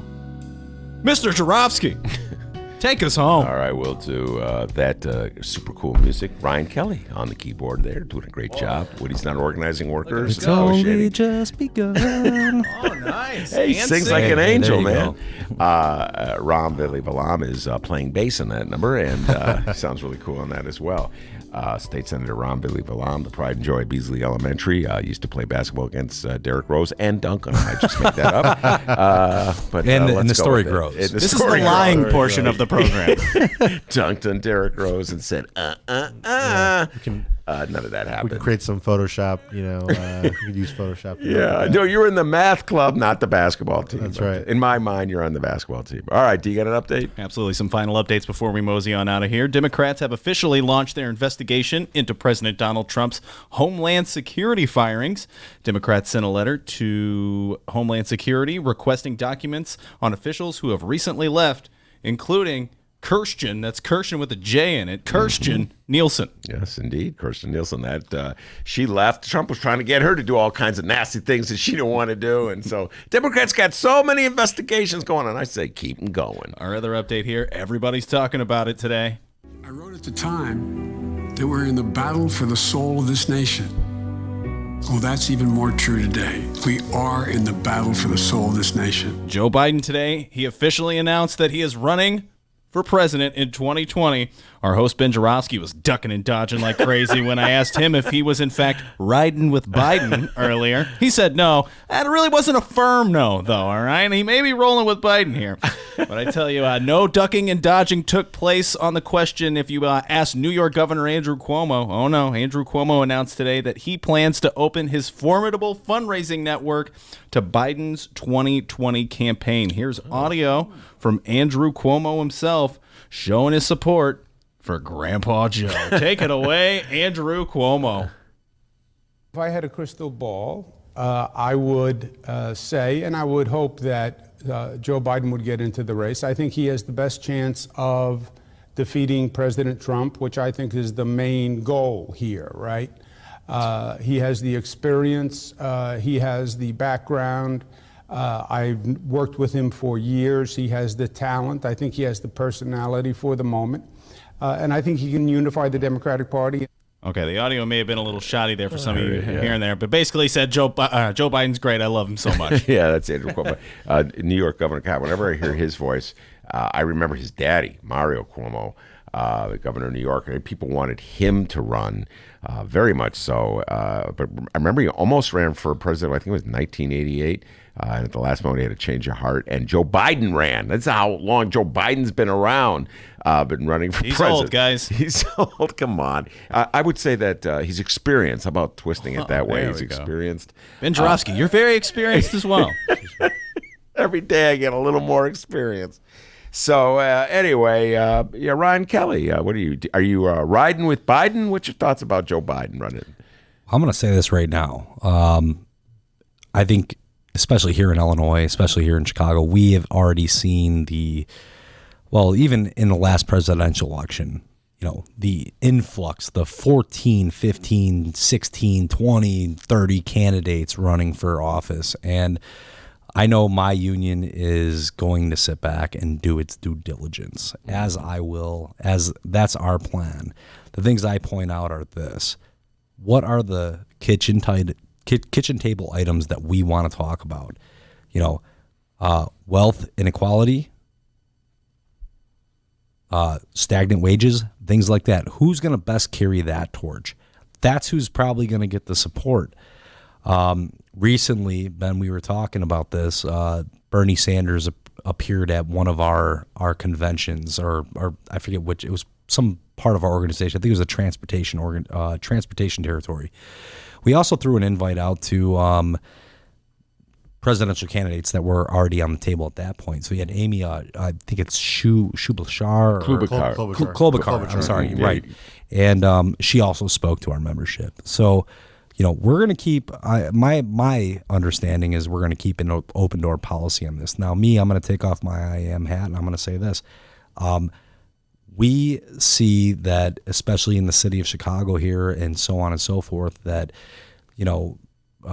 nothing against Governor Cuomo there, but, the candidate that's best prepared, who's out of the box, which, Benny, you've talked about many times, that out of the box candidate, I don't know if that's actually like a kiss of death for some folks right now. Because I don't know if people want that, that whole, we're the experienced folks here.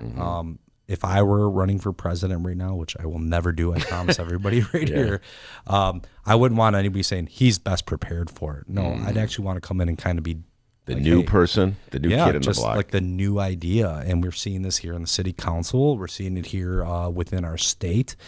And I'm not going to say Illinois is leading the way or Chicago's leading the way, but when you take these high volume states and you take these high volume, high population areas, this is often a microcosm where you start seeing a larger shift.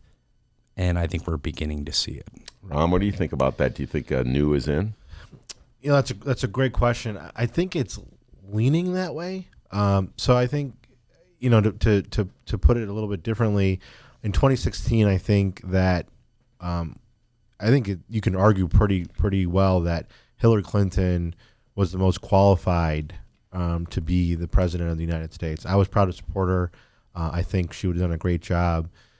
She definitely had the most experience. She might even be the most qualified and most experienced ever to run for president.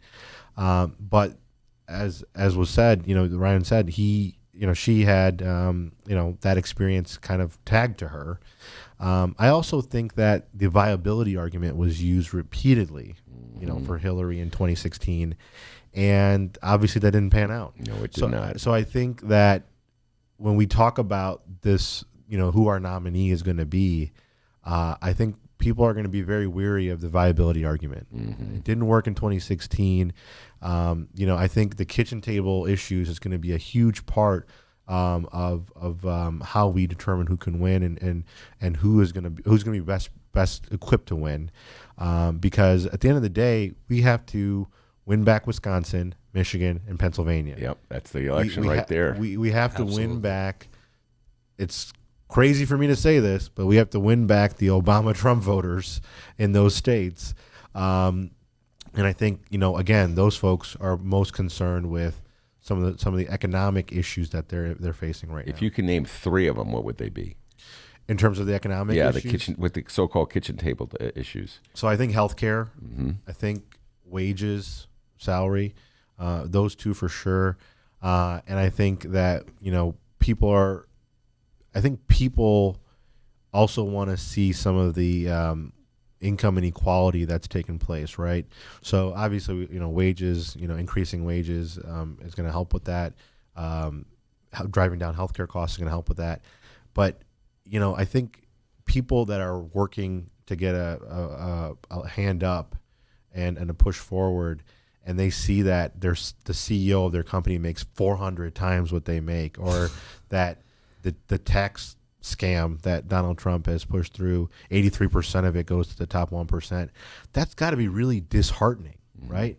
And I've talked to people at their door. I've knocked on 10,000 doors in my districts, and quite honestly, Republican, Democrat, or Independent, if they're a working or middle class from a middle class family, they're like, why is Wall Street getting all the breaks and CEOs getting all these bonuses, and we're just struggling to get by? Absolutely, Ram. I mean, that's the same thing I hear. It's like, we keep hearing how great the economy's doing, even though that's kind of like shaky right now, but the economy's up, rah, rah, rah.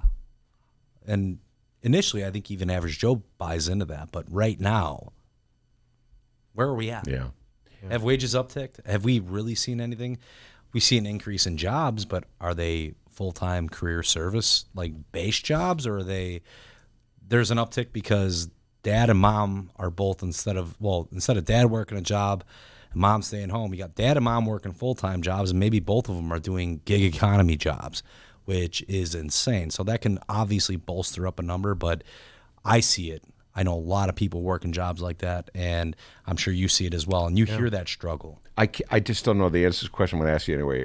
Ron, were you Bernie or Hillary in 2016? I was Hillary. You were Hillary? I was Hillary. Over Bernie. And Ryan, I can't remember. Were you Bernie or Hillary? In the primary or the primary. Oh yeah, I went with Hillary because I just felt that was the candidate that was going to get us there. Was I happy with everything? No. Am I ever happy with anything in election, Ben? Not at all. Hearing you guys talk, you 2 viability people from 2016, to use your word, Ram, you're 2 viability people. I remember so much pressure for so many people in my family. Don't vote for Bernie. Like, my one vote mattered. Don't vote. He can't possibly win. I heard that over and over. I still voted for him because he articulated everything I wanted.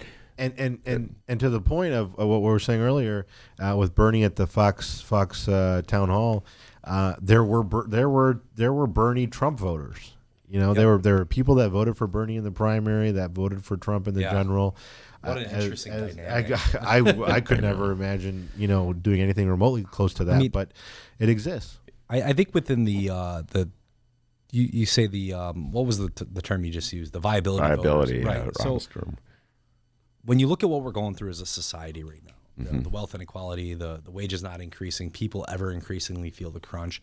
I think it's easy for them when you talk viability, you talk track record, you talk about, well, maybe Hillary could bring it back to how it was in the 90s when her husband was president. I think people more attached to that than they do looking at the candidate. I mean, they're looking at the brand recognition at that point. At that point in my life, I didn't know enough about Bernie Sanders to really know what he was about or his track record of being the way he was.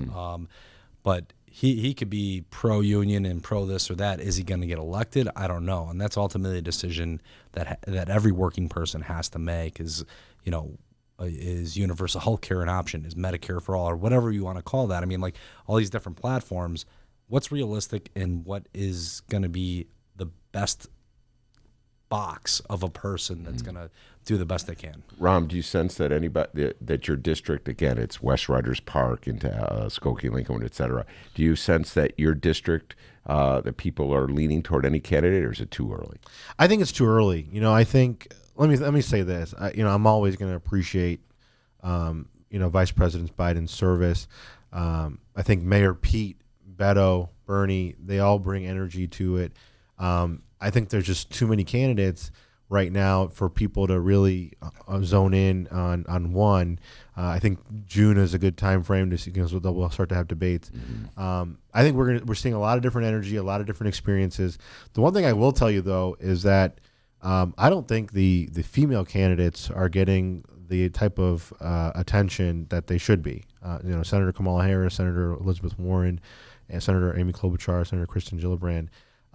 There's been a lot of press attention, towards Mayor Pete, and before that Beto, and now Vice President Biden. And no disrespect to any of them, but I think we've made strides with Hillary in 2016 as our nominee in terms of breaking a glass ceiling, and I think they should at least get their due. In terms of getting the same exposure. Oh my goodness! If there's a man at the top of the ticket, there, in my humble opinion, there has to be a woman as vice president, and vice versa. I think just that's going forward. I think that's obvious.